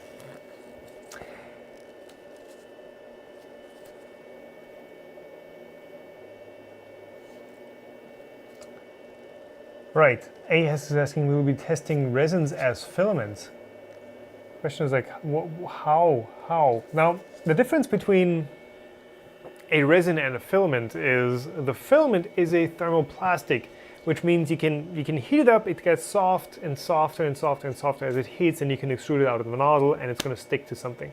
And that process is reversible. Like there's going to be some degradation when you have filament hot or thermoplastic hot for an extended period of time, depending on the plastic, of course. But that generally is something you can heat it up and you can it's going to cool down and it's going to be fine, and you can repeat that. With the With resins like these, there are several different kinds of how they can cure from their raw liquid form to a solid form. There's thermosets, which is what's commonly used in carbon fiber stuff when you do like hot pressing and that sort of stuff. There's duro, I'm lacking the English word for that. Duroplastics, duromers, basically which is what the resins are, which means they cannot be heated. And they will maybe soften up slightly, but not to a point where they're going to stick and where it's going to be reversible. When you heat up a finished resin print, it's going to degrade. It's going to break down, it's going to get brittle, and it is eventually going to fall apart, essentially. So the difference in what a resin and the resulting print is versus a filament means that you cannot use resin as filament. Like even if you were printing like little filament sticks, you can see my mime hands in the background there. Even if you were printing little filament sticks, you would not be able to print with them because they do not melt. Technically they don't melt, they just get softer, but yeah, different plastic, different principle behind them, but that is what it is, and it is properties-wise, resins are getting fairly close to filaments at this point. Like the stuff you can do with them is, is getting more and more similar. But yeah, it's just still a different material. Has Europe announced any potential RepRap festivals? I mean, right now it's really, the theme is really events are getting cancelled and not more events are getting announced. So yeah, I'm not keeping track of what's still planned right now because like you don't know how things are going to develop and what is going to be safe and reasonable and responsible to do in a few months and what might not be. So yeah, I'm not planning on attending any events this year, but we will see what's going to be planned next year. And again, we don't have any crystal balls to look into the future, how the situation is going to be next year. It might be much better. It might be the same. It might be worse.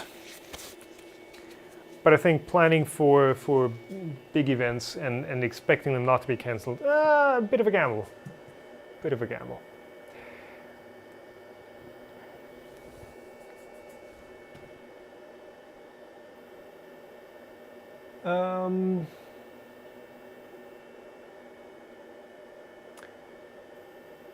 Right, Christopher, I guess continuing the thread about skin contact bioresins. Yeah, so I guess those are like one type of resin that's kind of becoming popular and all. The thing is, it doesn't matter what it's made from really. You can create really toxic stuff from plants and really like non-skin suitable, skin contact suitable stuff out of plants and out of plant-based, it's basically oils, right, that are being processed, versus fully synthetic stuff.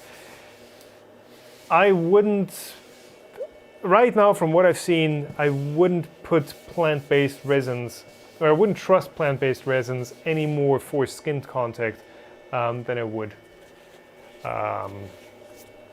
traditional resins. So yeah. Are there resins that have no smell? That is a fantastic question because I've seen comments about putting resin printers in bedrooms, which is something that you should definitely not be doing. Yeah, so there are some resins that smell more than others, that's for sure. There are some resins that really, really stink and smell and give you that burnt plastic smell. And then there are some that are just, just have a slight chemical smell to them. It's also like it's hard to describe actually because there's no reference to it, but it's not a super annoying smell. It is definitely not a healthy smell, that's for sure. And by the way, yes, you should probably be wearing an activated carbon mask. Again, I'm not sure how much these do with a bit of activated carbon maybe sprinkled into the fibers. This printer has supposedly an activated carbon filter. I'm not sure how much of that stuff is still in here, as we saw early in the stream. But yeah, don't breathe it. Yeah, but there are resins that smell more or less, and I don't know, just if you're looking for one that smells less, just try a few and pick one that you like. But definitely print in a well ventilated area, your garage, a ventilated basement, something like that, and not in the living room. Frank B, great question. Why is the actual LCD a consumable? So, I guess it comes down to UV light. The LCDs that are being used in here are basically, cell phone, smartphone LCDs. And they are not designed to withstand the low wavelengths and therefore more aggressive UV light that these printers are using. So the UV light that's being used in here, does it say in any of the, 405 nanometers. It says, at least on the ABS, like 405 nanometer, something around 400 nanometers, which is just on the edge of what's visible to the human eye. Typically a blue LED, what is that going to be, 480 or something? It's going to be much less aggressive light, and the materials that are being used in a typical LCD construction, first of all, are not made to withstand that light, and also because you have so much energy, well, not energy, but power being pushed through that LCD with that array of UV LEDs. And an LCD basically annihilates light and absorbs it. That LCD heats up. And again, these LCDs are not made to be run that hot. And especially it can be very, very focused heat on that LCD panel itself. So yeah, between UV light and the heat, these screens are just being run outside of their rated specs, and I've not found any real good studies or empirical tests on how long these screens last, because even if somebody writes, hey, this thing failed after 200 hours of use, and another one finds, okay, the same screen failed after 5,000 hours of use, like 2 data points are not enough to see a trend. But what a monochrome LCD has an advantage with is with heat, because it is lacking the filter layer. So that layer that absorbs basically 2/3 of your usable light, that is gone in the monochrome LCD, so it lets 3 times as much light pass through the screen itself. And that is a huge advantage. Just because, well, you have a lot less light, we have a lot less power to absorb from that light. And yeah, the monochrome ones are, I guess, better in that regard, simply because they run less hot. But I don't know how long they actually last. Elegoo claimed 2,000 hours for the Mars 2 Pro with a monochrome screen. Set the main camera on me, but then I can turn this thing off as well. Yeah, I'm not sure what the rating is on the regular Mars printer, but yeah, it is less, for sure. That better? I mean, the screen really is not great, but I guess that kind of gives you the percentage and the layer preview as well. 600 hours, yeah. And really the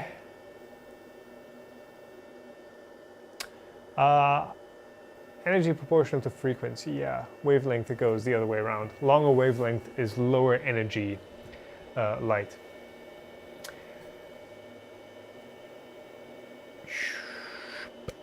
What was it? Yeah.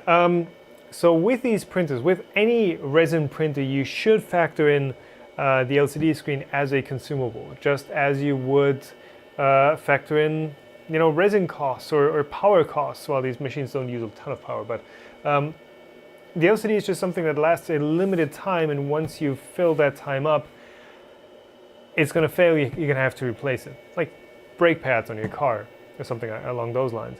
or tires. I don't know. It's just another running cost, and depending on the printer you're looking at, that cost might be somewhat low, and it might be something you can replace yourself, or it might be several hundreds of euros.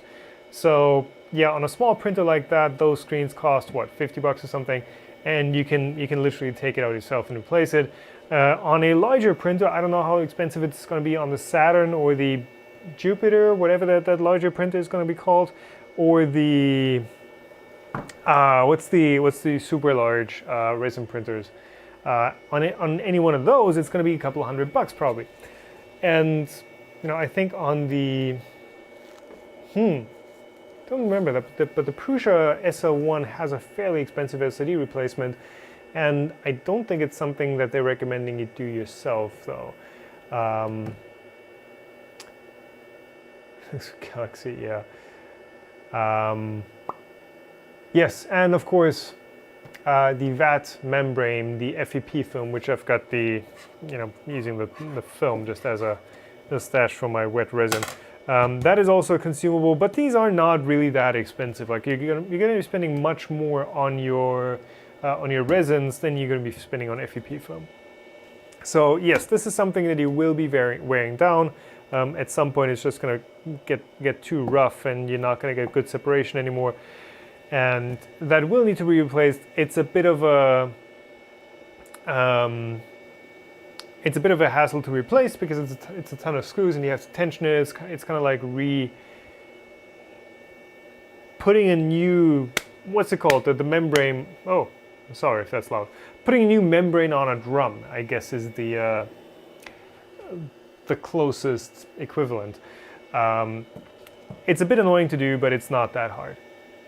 Japman, thanks for the hint. Prusa is a module, expensive, but more or less drop-in swap. Okay, I mean, I did build the Prusa SL1 as a kit. I should remember, but I don't. It's been a while.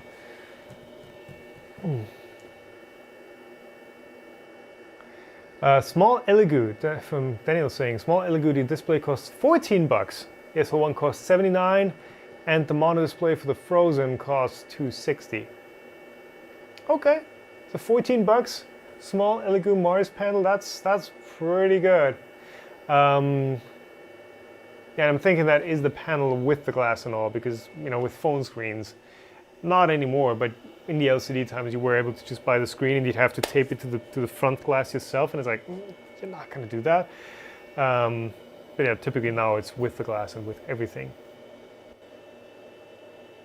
Different lasting printing display to print on could be formulated. Yeah. Actually, let me just put this on me again, because I guess if you do that, maybe. Yeah.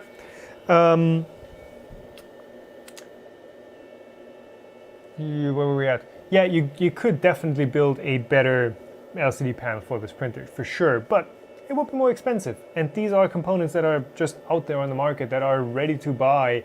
I guess the monochrome one is like a slightly modified one, but you're not going to be going to Samsung or someone else and go like, hey, we're building these weird printers. Could you make us like a handful of like very super nice custom LCDs? They might do it, but it's probably going to cost more than the entire printer. So it's just a sense of, an economy of scale, really. Once you have enough demand, you can do more custom things for cheap, but I'm not sure how many of the resin printers are actually being sold that it would warrant a fully custom LCD. Ugh. Two bond. Which one do you think will be better, Elegoo Mars Pro or Anycubic Photon Mono? Not tried any of the Anycubic machines, so I don't really know how well they're built. But like I said, the core hardware is the same. Screen, control board, the user screen, so the masking screen, the touch screen typically as well. The core electronics in this thing are one size fits all made by Shitu, and I'm pretty sure the Anycubic machines use those exact same components. So the only difference is going to be how your bed is going to be leveled and how your z-axis is going to be built. That's it. Like everything else about the printer is going to be virtually identical. So yeah, I don't think it makes that much of a difference. And especially the, when you don't have stuff like a tilting vat. Love that on the Prusa SO1, but of course that's a printer that's way more expensive. When you don't have things like a tilting vat or any sort of special software, because the Shito-based printers all use Shitobox, so even the software is the same.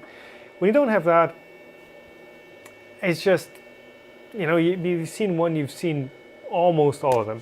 Maybe not all of them are going to come with a, pre-packaged dent in the paneling. I don't know, but I don't think all of the Mars 2 Pros are going to come with this same dent either, I'm hoping. Prusa SO1 is way more expensive. And if you buy one, you should probably get it as a set with the CW1, because if you buy the CW1 by itself, it is also quite expensive. If I remember correctly, SO1 is like 1400 or something. Yeah. It's a nicer printer for sure, but does it print that much nicer? It's more convenient to use for sure, but like, yeah. CW1 is the Prusa's cleaning station, which in fact we are going to need in a second. We are at 50%. We're going to use that to clean off the print. What was, yeah, Brent was asking, does he hear a CNC cutting in the background? No. All the noises that you're hearing right now is either me talking, and I sometimes make pretty weird noises, or the printer doing its thing. So what you can hear is actually the fan spinning up and down. That's like the noise. And I think that is because the UV LED is turning on and off, and that's kind of dipping the power supply voltage down, because that does draw a majority of the power that this little brick is supplying. And the fan being run straight off of 12 volt, yes, it's actually a 4 amp supply. Running straight off of 12 volt, it's going to get less power, less voltage, less power, and you're going to hear that deviation in RPM. So I'm going to grab the CW1 real quick, and I'm hoping I'm not going to be spelling any of the highly saturated IPA that's in there right now. I think I should also grab a fresh, yeah, did this, oh no, just too dumb to use this light switch. Do I have the stuff in there? No, I don't, so I can carry it. Yeah, so even though the CW1 does have the built-in, well, I guess, isopropyl alcohol container, which is not in here right now because you're not supposed to store it in there, that resin I mostly just use as a pre-wash. So basically, I dunk the part in there, I let it wash off the majority of the resin, and then I take another container of slightly cleaner IPA or mostly clean IPA, and then I do the final wash in there before I actually set it in into the CW1 for curing. Because with the amount of resin that's already dissolved in this IPA, by the way, not a very safe way to carry an IPA container. With the amount of resin that's already dissolved into the IPA, there is a good chance that once it evaporates, once it's drying in the CW1's drying cycle, you do get just those glossy spots, which are not very nice to look at.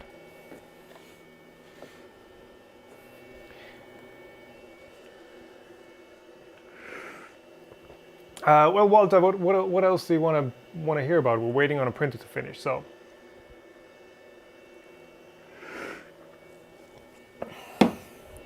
All right, so this is what the. Actually, can we move this one? Yes. This is what the CW1 looks like. There you go. And yeah, there's my resin. You can kind of see that it's a nice orange. It's a very yeah, I should leave this closed. Yeah, CW1 does a curing cycle. I have a power. Oh, I need to grab the power supply. Does a cleaning cycle with a little spinny thing in here, and then you can turn it on, and it turns into a. Oh yeah, because we moved it. Right. There you go. And then you switch it into curing mode, and it turns on its UV LEDs, and you just plop the part on this rotating platform, and now you get a fully cured UV treated part.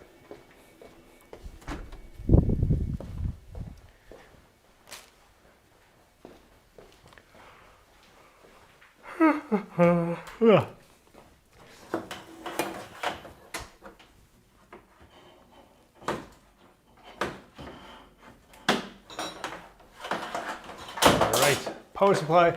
Thankfully, this one, what is this? Meanwhile style supply is becoming the standard for like compact or mid to low power machines even. So this style brick with the locking connector, I think Ultimaker used these first. And they have a really nice locking connector that is a very positive lock. Fairly high power. These are 24 volt, 160 watts. Prusa Mini uses it, the CW1 uses it, the Ultimakers use it. I guess it's a very reliable power supply. And so far I've not had any issues with it. It's just the connector is a bit tedious to use, but rather have a connector that's a bit uncomfortable to use than one that doesn't lock properly.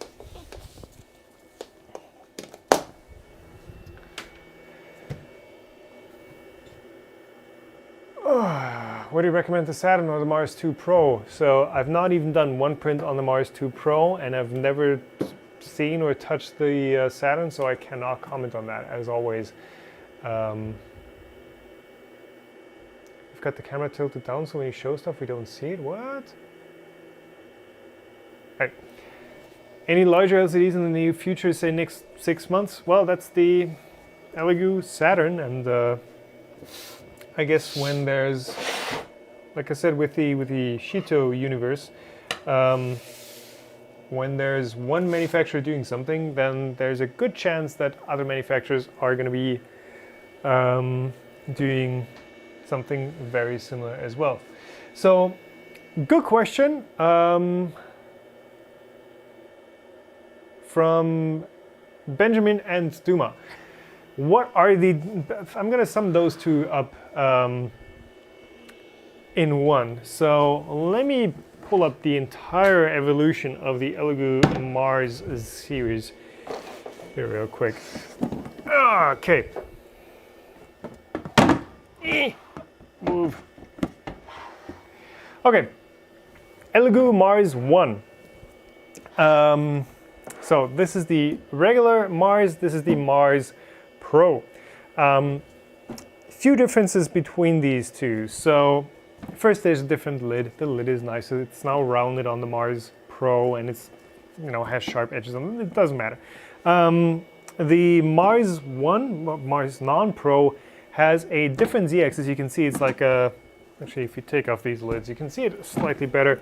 So this is like a special aluminum profile with two pressed-in steel rails, and it's like an inverse ball bearing. It's kind of like open bills, but backwards. On this one, kind of works. This one is a proper HG15 rail, so a quad row linear carriage, incredibly rigid, incredibly slop free, and of course with a different aluminum backer plate. So that's one difference in the mechanical side. Also, the Pro version has an activated carbon filter, which again I've not found replacement filters for. Somebody probably knows in chat if you can actually buy these filters and how much they are. To me, an activated carbon filter that's non-replaceable is kind of pointless, again, because it's a consumable. It fills up with organic compounds or other compounds over time, and once it's saturated, it's not filtering anything anymore. Replacement filter on Amazon? Okay. Just cut it to size? Okay. Gen 2 standard Mars? Okay, I guess there are different versions of the Mars as well, but Mars Pro, that is the same. Screen is, as far as I know, the same as well. No, I'm not sure if this has a higher resolution, if this is a 1080 and that's a 1440p screen. This definitely has a 1440p screen. I think the Mars also has that same screen. There might be different specs, but the big differences are different ZX's activated carbon filter. Both Mars are the same resolution. Yeah, I think that's what I remembered. Yeah. Oh yeah, and the big difference, USB port is at the front with the Mars Pro. Yeah, Chatman, thanks for pointing that out. I was actually quicker than that. I was quicker than you. Massive feature, makes it so much more usable. Now the Mars 2 Pro actually carries over basically everything from the Mars Pro. Like it looks like the same machine. It's, same filter, same C-axis style, USB is still at the front, all of that. And yes, lens array, different. Daniel, thanks for pointing that out. The Mars versus Mars Pro, the Pro has an array lens versus this one just had a single reflector style and then some diffusion. So the what's the word? The evenness of how well the screen is lit should be better on the Pro versus the standard one. Yes, so the Mars 2 Pro is basically everything that the Mars Pro is, but it now has the monochrome screen. And the screen is slightly bigger. So the screen is roughly a centimeter, a half an inch larger in both dimensions. Yeah, that's it. So that's the difference between the Mars 2 Pro and the Mars Pro.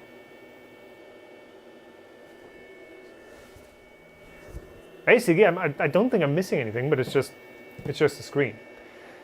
Yeah.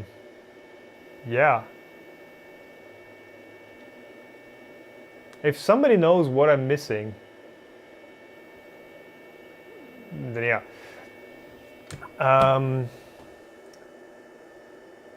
That's the difference. So Mars versus Mars Pro.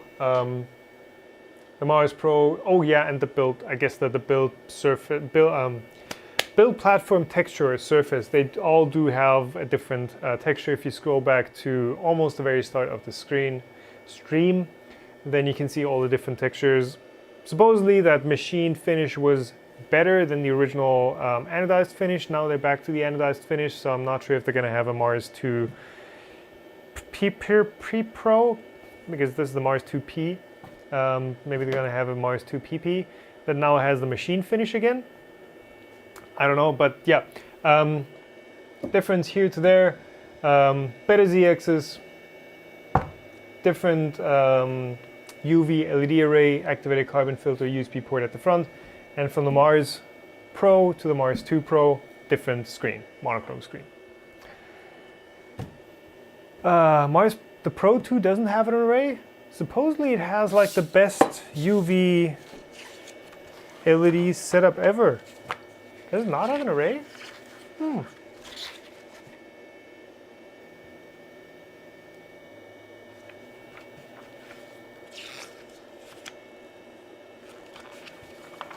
Manual doesn't say anything, but you guys will probably know. And Brandon is still asking how my day is going, man. Like, Brandon, are you even listening? Here's the deal, Brandon. If you say hi, write me hi, just write hi, Brandon, James, Because it looks like you're just a bot writing the same thing over and over just to evade some spam detection chains. No, not you, Sam. But I appreciate it. How's your day going? What a weird. Huh. I don't think that person is listening. But anyways. Print. Let me just pause the print real quick and see if something's on there even, because I'm nervous.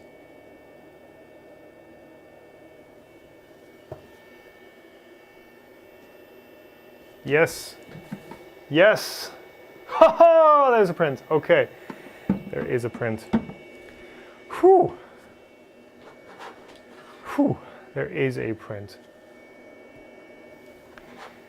Okay, turns out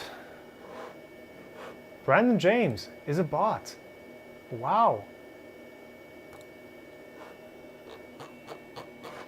Goodbye, Brandon James.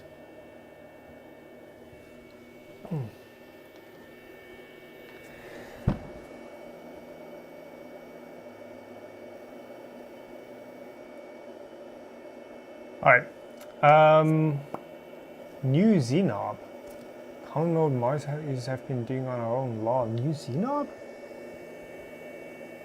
I guess, yeah, so the Znob now has a kind of more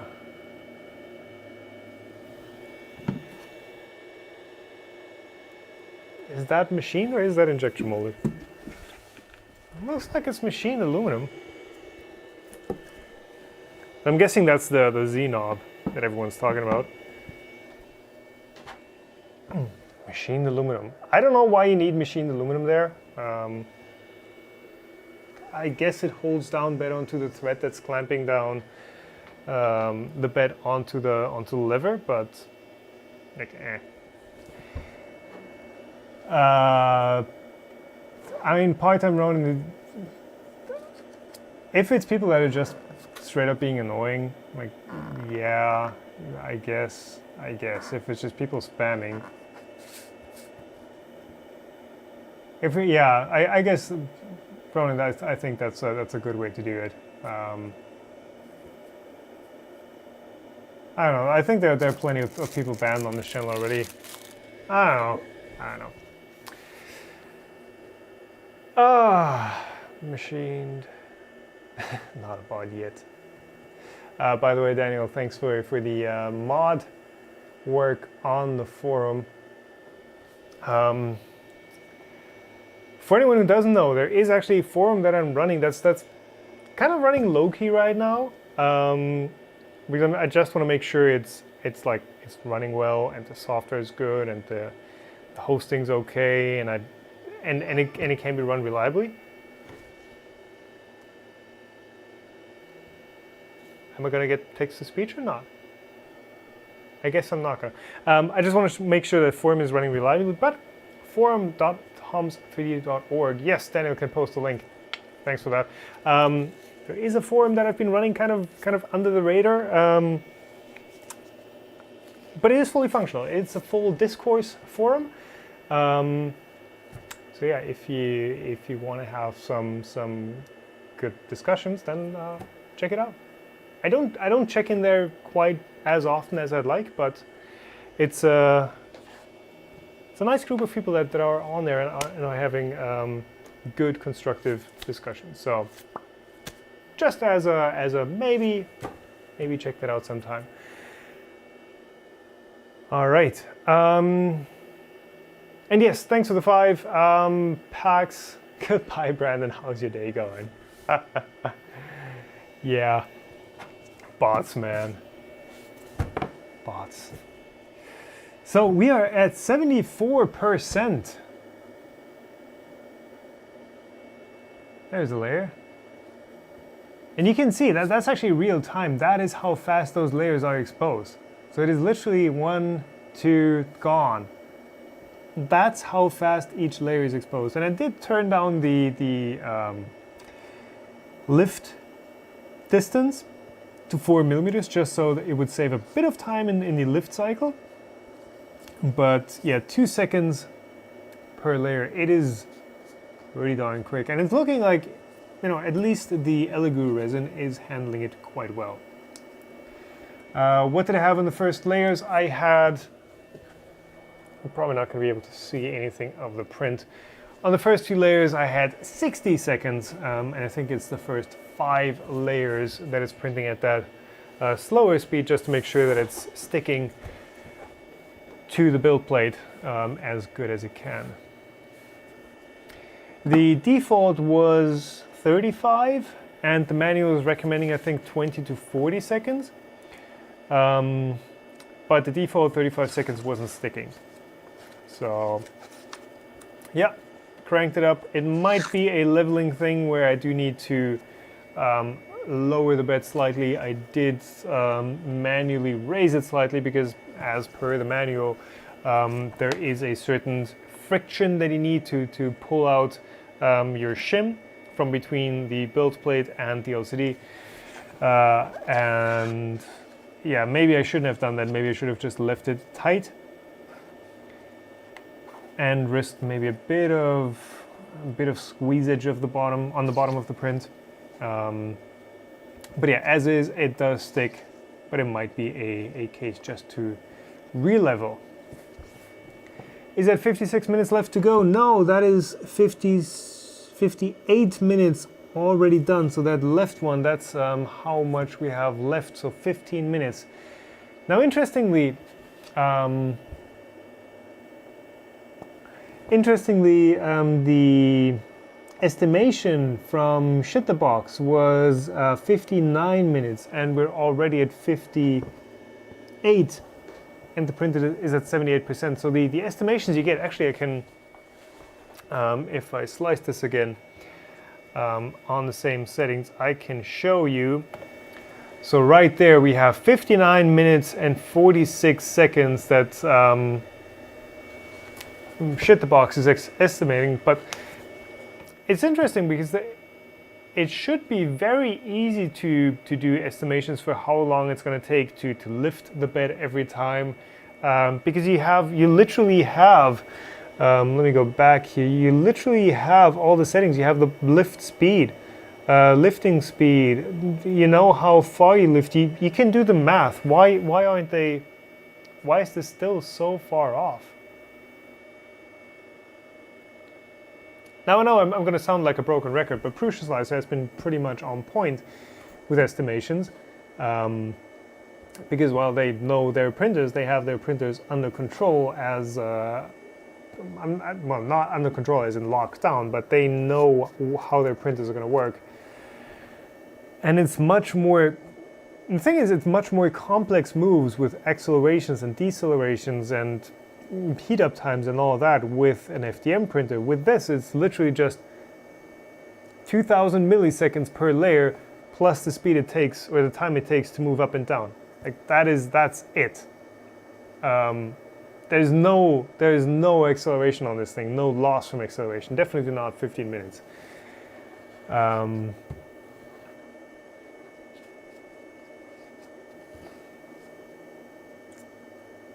Yeah, and again, I don't think acceleration does account for that much deviation. Chat is working fine, at least for me, but try refresh, and that might fix it up. Yeah. So how's stream reliability for all of you? Because what I've been streaming on so far has been, well, at least for a year, or for the last dozens of streams, is the ultra low latency setting. And I think YouTube is changing a few things every now and then. And ultra low latency means it's like you can do a right click on the video and you can see the stats for nerds, and it tells you how much latency you have between me actually saying something and you seeing it in your browser. And typically that is like low single digit seconds.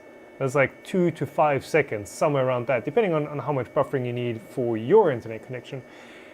And I think that's just really great for interacting with you guys through chat, because if it takes 30 seconds for me to actually see what you're writing, or in the other way around, for you guys to see what I'm reacting to your chats, then that does make things really hard, especially when I'm building something and I'm making mistakes and you guys catch them. So ultra low latency, even though I can't stream in 4K and it might be chugging for a few of you every now and then, I think it's just a much better experience overall than going with the higher latency options. So apparently for you, it's smooth. Or it's been great so far, it streams great, so that's good to hear.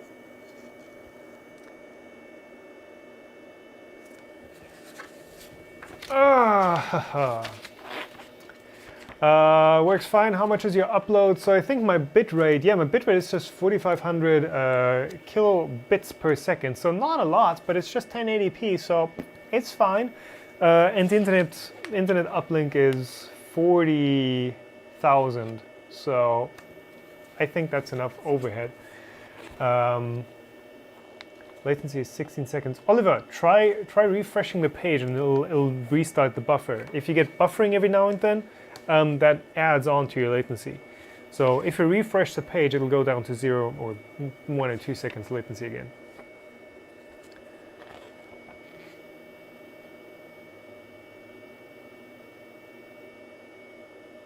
All right, a latency of 0 seconds. Okay, that would be impressive.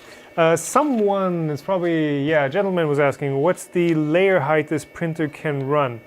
So the manual, I don't know if you can read that.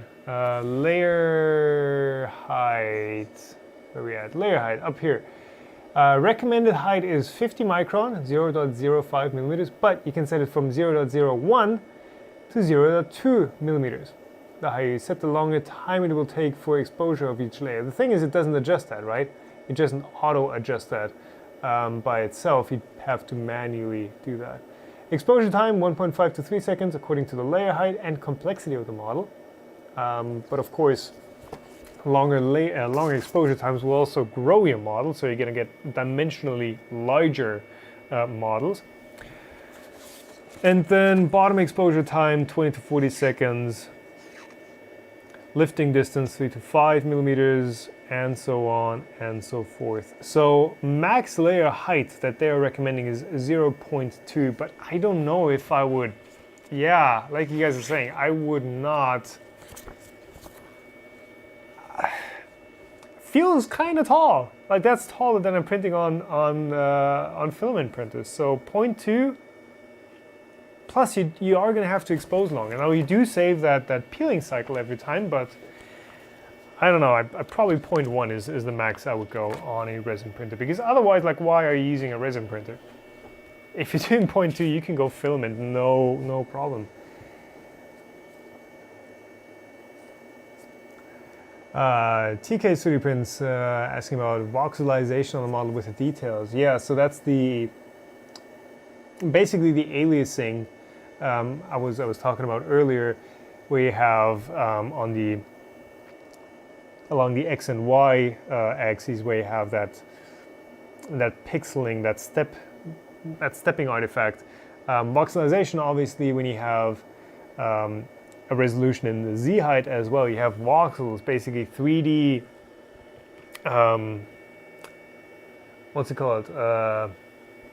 Voxels. Not cubes, but elongated cubes, essentially, in one direction, or two directions if you have an LCD panel that doesn't have equal pixel size or square pixels. That's like Lego blocks that your model is built out of, just on a very, very small size, on a very, very small scale. So yeah, it's something that is much more noticeable on resin printers, simply because the surface finish on a resin printer is going to be much, much better than on a... No, that's not totally true.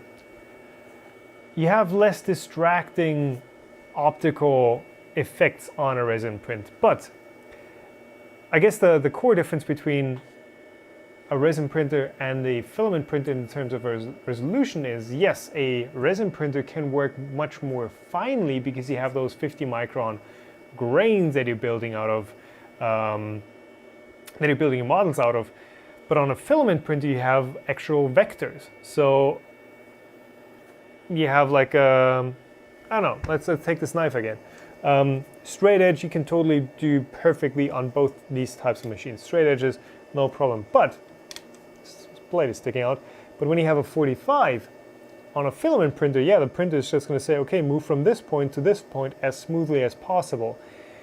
And yes, filament printers have a stepper resolution too, but with inertia and flexibility in the belts, etc., you can assume that this is going to be a perfectly straight line, basically, that the nozzle is going to be moving. And it's going to be moving at that angle and not like tick, tick, tick, tick, tick, tick. It's not going to take a step in X and then a step in Y and then a step in X. No, basically it's being smoothed down to one straight line.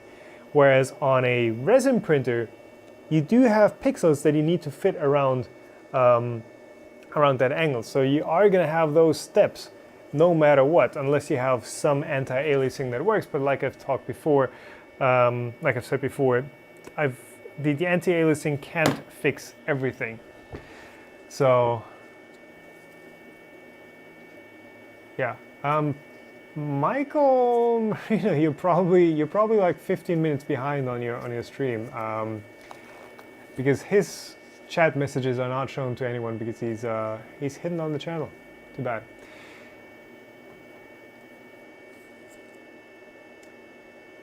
Yeah, so if you guys didn't know, you can actually skip back in time on these streams. On these streams, you can.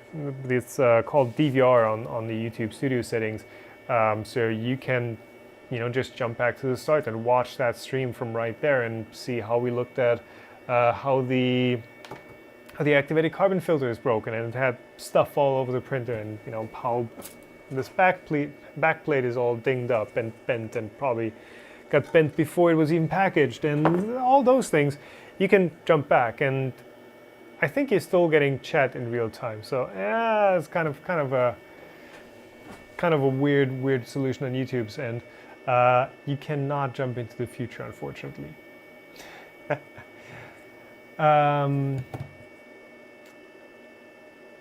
Python is asking, hey, can you add a battery to this printer like you did with the printer about Play? I mean, yeah, sure. I think it would actually be easier than on the printer about Play because there's less power being consumed by this thing because there's no heating involved. The problem I see with running a resin printer on battery is that you actually have a liquid resin in there, and when you move that stuff actually sloshes around, and if you're not careful, you have resin running out of the printer, which is not something you want typically. So yeah, you could convert this to battery powered, but I don't think you should.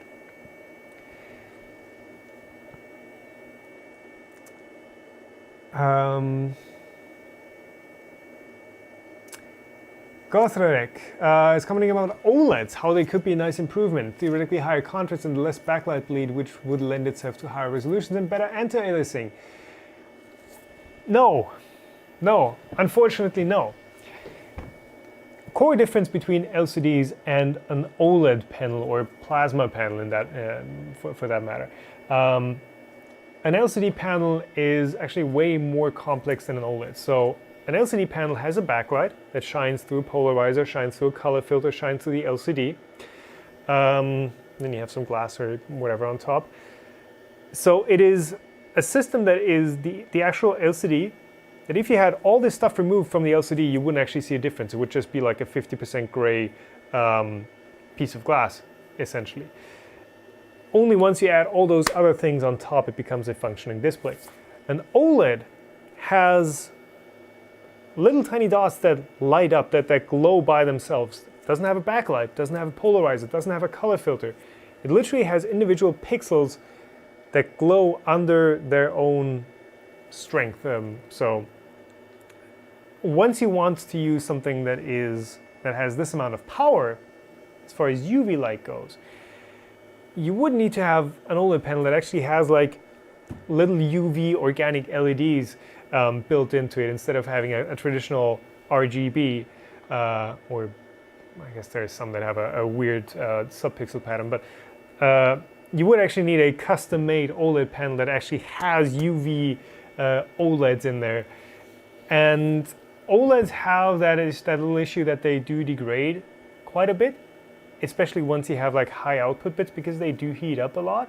And the organic material used for that sort of stuff is not the most long lasting. So I think once you want something that has the density, the light output of a traditional LCD plus UV, well, traditional, these things aren't that old, that has the output, the same curing time, curing power as this stack that we have here, you're not going to have an OLED panel that is going to be particularly durable or just particularly practical even.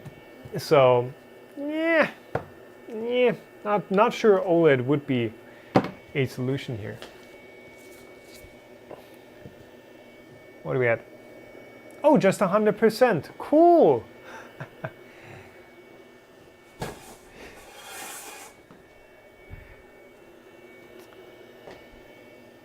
Okay. Whew. Wait, what is wrong with the carbon filter? It got smashed before packaging, so there's carbon bits all over the printer package and the printer and all that. Is the fan loud? Is it replaceable? What connector? I don't know. Is it loud? If I turn the printer off, you can hear the difference. So I'm going to turn it off. Well, we're going to keep talking because I don't want noise reduction to do weird stuff. So, oh God, that is so nice. Whew. That's so nice with it off. Let me just turn it off. Let me turn it on again. Huh? Huh? There we go.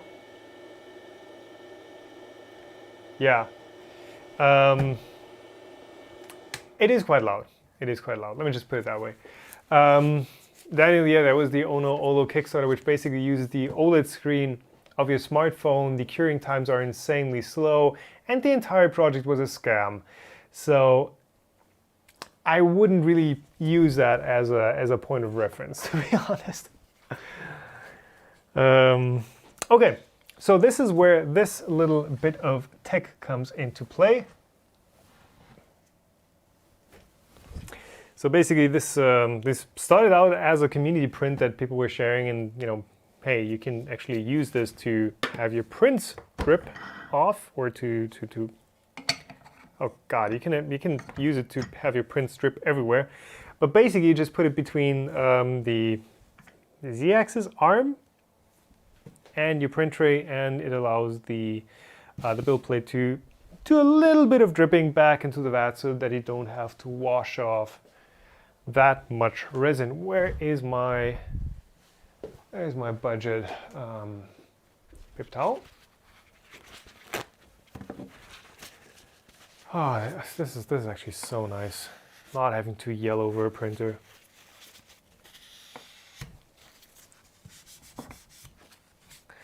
Yeah, and this is why you should probably always be handling a resin printer with gloves, because chances are there is going to be some resin contamination on the surface. And yeah, if you can, you do want to avoid any and all skin contact with resin. Okay, let me grab some of my Kraftpapier and build myself a bit of a resin safe space.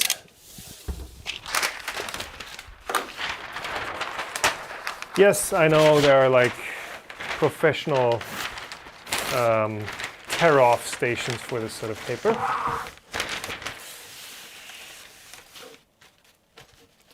Make sure none of the resin got under the vat.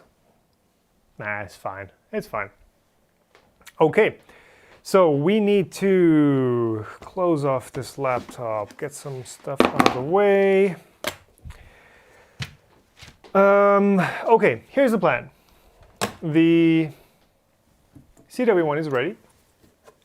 It has the little fryer thing in there. That thing. Don't want to splash that on me. So we're going to take off the print from the build plate, dunk it in here, let it wash, and then we can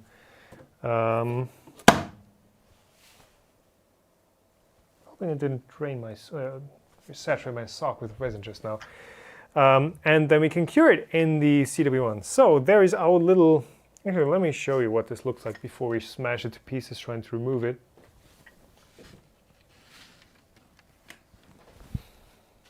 Yep. There it is.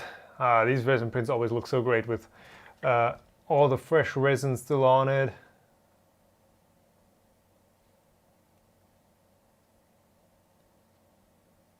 So this is like an inch tall, 25 millimeters. Honestly, with the resin still on it, I'm not seeing any aliasing. That's a good sign. Oh yeah, just for size, that's my finger. Just to give you a bit of a reference of how small this thing is.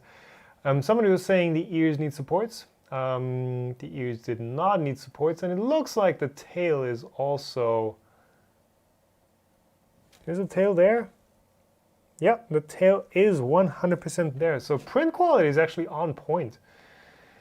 Autofocus is not, but that's something we know. Come on, there we go. And it looks like Joel has joined us as well. Hey Joel.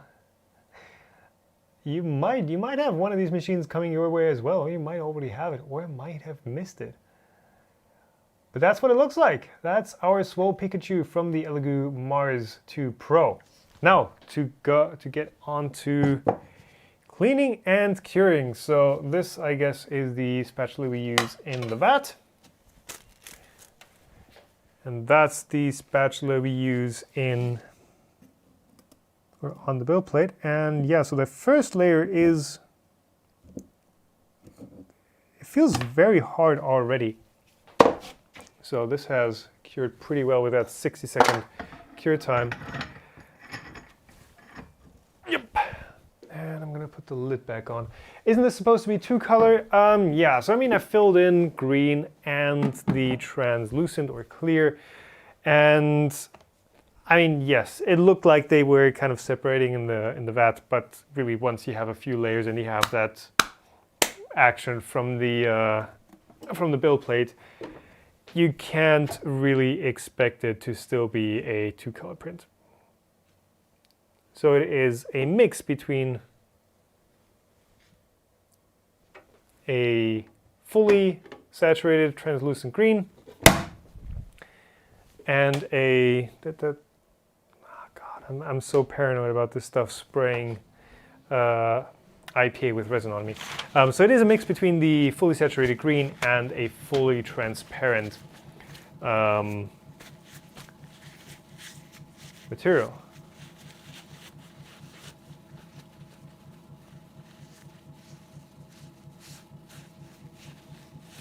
AG Magic Artist D. I always hear the weirdest printers being mentioned in these streams. I've not heard of some obscure company making them, and it's like, hey Tom, have you tested this yet? And I'm like, no, I haven't even heard of it. And usually it's just going to be one or two people asking about these machines. Unfortunately, I mean, I wish there were more companies that were just like, hey, we actually make a good printer and nobody just knows about us yet. If you know any of those, like, feel free to point them out to me. Because I would love to test machines that aren't just more Elegoos or Crealities or Crucias or whoever else's machines.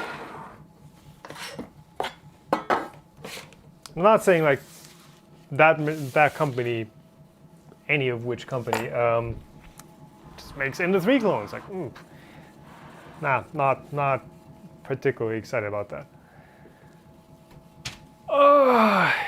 BQ, yeah. Yeah, almost like testing the next iPhone or Samsung phone each year, except that every single one of them will be an iPhone clone. Yeah, Printerbot is getting back into printers. Yes, Brooke is working on getting the Printerbot brand back on its feet and actually making printers again. And I'm very excited about that as well. Would you test another Printerbot if when it eventually comes out? Yes, definitely. Printerbots still have, I keep saying this, I know, Printerbots still have a very special place in my heart. Because they're like, they're actually special. They're not always the. I mean, they're generally good printers too, but they've not always hit that price point that they try to hit, and as such, it was a bit of a weird position. But they're unique printers at least. So, yeah.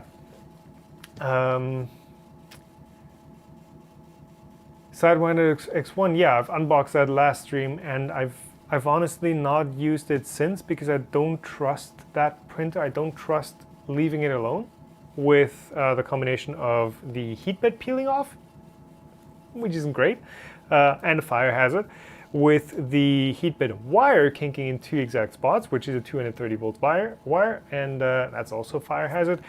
And what was the third thing? The grounding. Well, the grounding isn't that big of an issue, but it's something I'm not totally comfortable with. But the 2 things about its heated bed lights just make me not really want to use it. So yeah.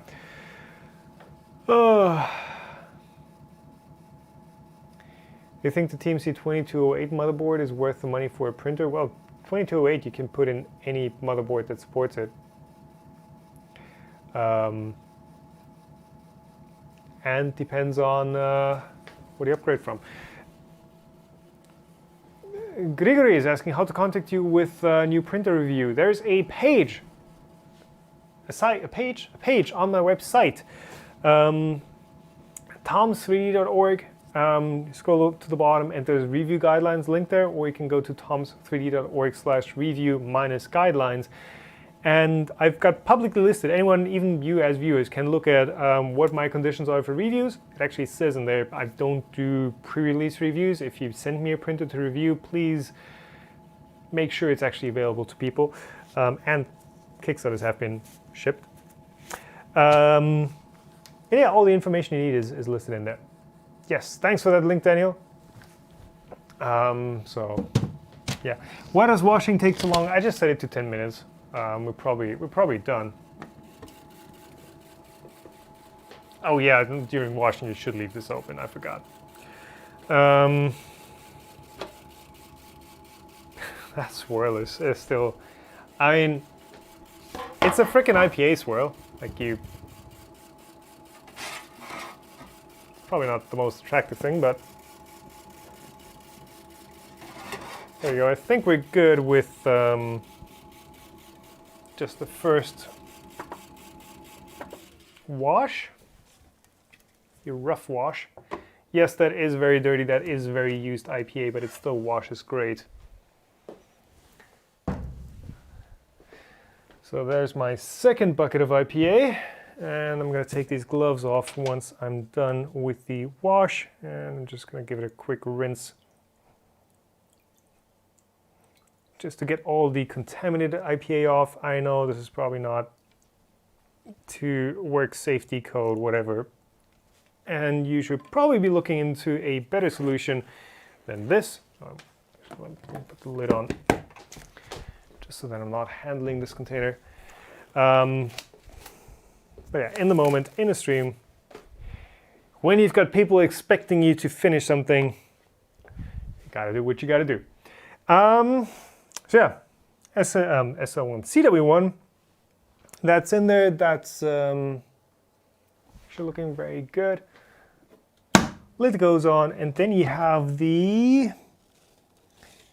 Actually, I can show you. Hopefully, where is the actual CW1? Oh, I have to maybe tilt it into the camera so you guys can see it. Hello? If you're trying to use a camera that's like way zoomed in, there you go. That's better. So you can actually change what this does. So you can change it to drying, curing, or drying and curing. So if we do curing runtime, 5 minutes, that's usually good. Drying 5 minutes, we don't need that much because during the heat up time it's already going to be dry. But and yeah, you can also change the washing time. If you want to do less or more, you can do that there. So what it's actually going to do is it's going to heat up to, I think you can set the temperature as well. it does heat up to a set temperature. Where's my settings?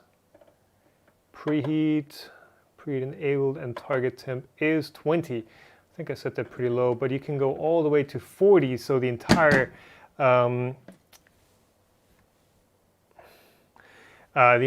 interior of the CW1 is going to be preheated to the temp, and it does have an active heater in there.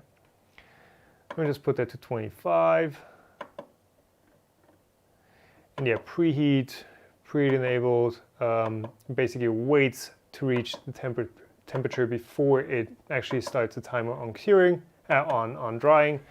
So heating, and then once it's at 25 degrees, it's going to have those 60 seconds run down backwards.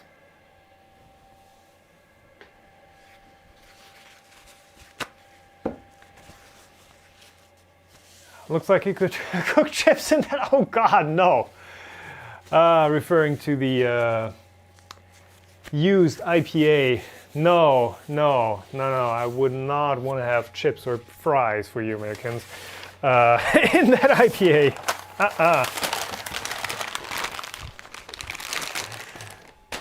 I mean, I guess it looks kind of similar if you have a, not very well maintained fast food restaurant, but just because it looks the same doesn't mean it is the same.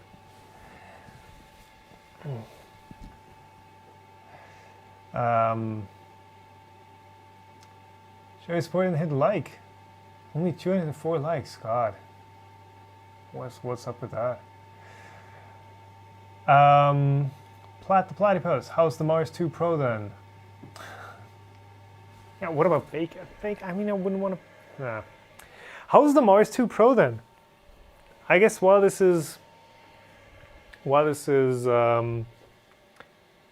drying and curing, and yeah, you got the same perspective twice. Whatever. Let me do a quick recap, I guess. I'm going to show you the finished print in a second. Oh yeah, you can hear it. Just now it's reached 25 degrees, and now it's coming backwards to it's actually turning in here. I can show you because I know where the switch is. Of course, now it's cooling off again, but it's circulating the air, and it's trying to maintain those 25 degrees. Anyways, while that's happening, recap of the Mars 2 Pro. Mine's kind of beat up, so that's why we're using it with the back half of the cover off, because yeah, quality control was not great on this unit. So yeah, this back panel is completely beat up. You can see there's a huge dent exactly where the activated carbon filter is. Activated carbon filter got exploded, and I had carbon particles all over this printer and all over the back that it was shipped in too. That shouldn't happen. Like, again, there's no way. You saw the original package. I still have it here. There is no way. This is a mint package. There is no damage on this thing whatsoever. There is absolutely no way that this could have happened during transit. Is this something that... Nah, there would be way more damage than that. So, and also this was packaged in another Amazon box. So I have good reason to believe that this was not damaged in transit, and this somehow got shipped out by Elegoo. You never know. It could also have been damaged in transit. I don't know. I would guess it was not. But beside that, I mean, you guys know what to expect from the Elegoo Mars Pro. Trying not to say Elegoo Mars 2, because, well, you guys know what to expect from the Elegoo Mars Pro with the activated carbon filter, the Z-axis build, the general mechanical construction, and the USB port at the front, which is, I guess, a big feature. You know what to expect, and it is that printer with a monochrome LCD. And that does speed up print times by quite a bit. It does speed up layer times by quite a bit. Now, of course, you have to keep in mind that the layer time going from 6 seconds to 2 seconds doesn't mean you're going to be printing 3 times as fast. That was the um, the the wrong assumption that I made while I was setting up Shoot the Box and seeing those low layer queue times. It's not that fast. It's not 3 times faster because you still have that move up, move down, that peeling action, that letting some resin flow back in. That is still something that is happening, whether it's an Elegoo Mars 2 Pro or an Elegoo Mars Pro. So I would say it's probably realistically maybe 30% faster if you're looking at speed. 30%, maybe if you tune it a bit, you can get to like 50% faster at best.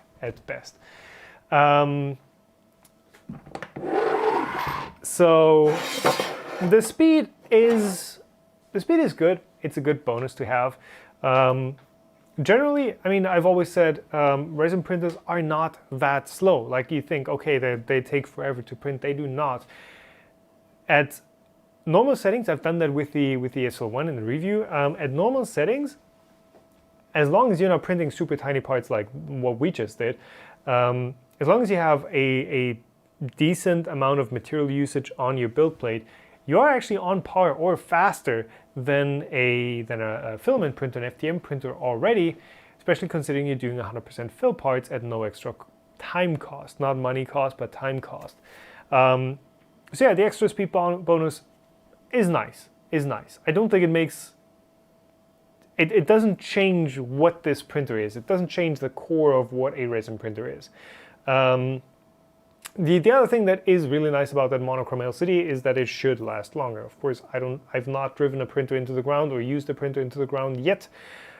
It does cost a good bit amount of resin to use a printer to a point where the LCD is going to fail. But that's also something to keep in mind, that the LCD is said to last about 4 times as long on the Mars 2 Pro versus the Mars Pro, which uses that traditional LCD with a color filter. So those 2 factors, it prints a bit faster, it lasts a bit longer. That's really and it's a bit bigger, which is actually also another really kind of nice to have. It's not going to change the identity of that printer, but it's going to allow you to print a few more things, or if you fill up, well, a few more things that you wouldn't be able to print because they're just too big, or if you're printing multiples, you're going to be able to print more at the same time. So it's really a ton of like little tiny not small, I don't want to say tiny, but small incremental improvements that the Mars 2 Pro makes over the Mars Pro. God, this is hard keeping track of.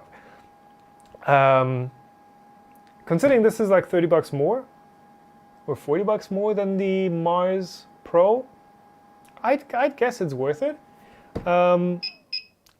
Especially once you consider, hey, if I actually do want to use it and I do want to keep using it, I'm going to have to replace the LCD at some point, and that does weigh against the extra cost up front, I think.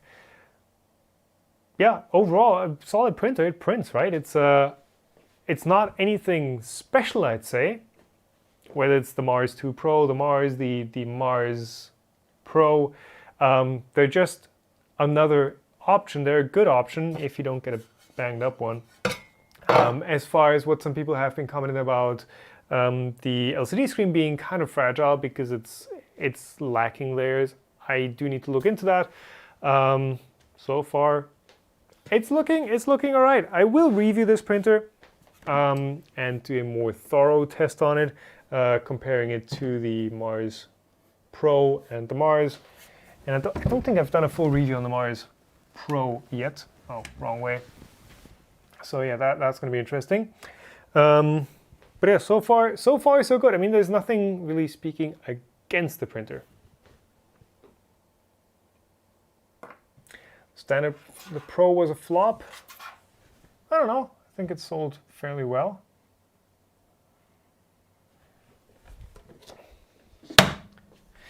Yeah.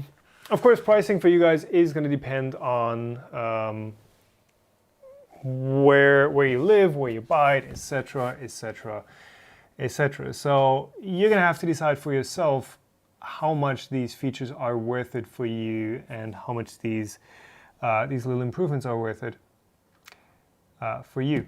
So there we go. There is our print. And we do get a bit of a two-tone finish. So we have this side is actually a lot clearer than this side is, and apparently the ears are also very clear. So a lot more green there, a lot more white here. So I guess the two-tone did still kind of work. But overall, very nice quality. Honestly, I'm not seeing aliasing. So I'm guessing the anti-aliasing on this model does work quite well. There we go. Oh, I think I can zoom in even more. Yeah. Yeah, I've been working with plaster, so my fingers kind of look rough. Yeah, print quality is good. I'm hoping dimensional accuracy is good as well. Does he have a face? You know what? Just for you guys, I'm going to bring out the macro lens just to give you some really glorious shots. I should maybe switch away from the camera, because that could be distracting.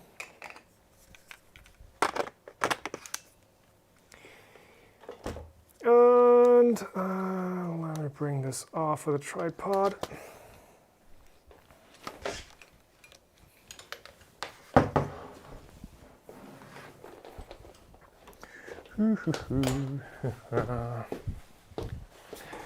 Resin prints really deserve some glory shots.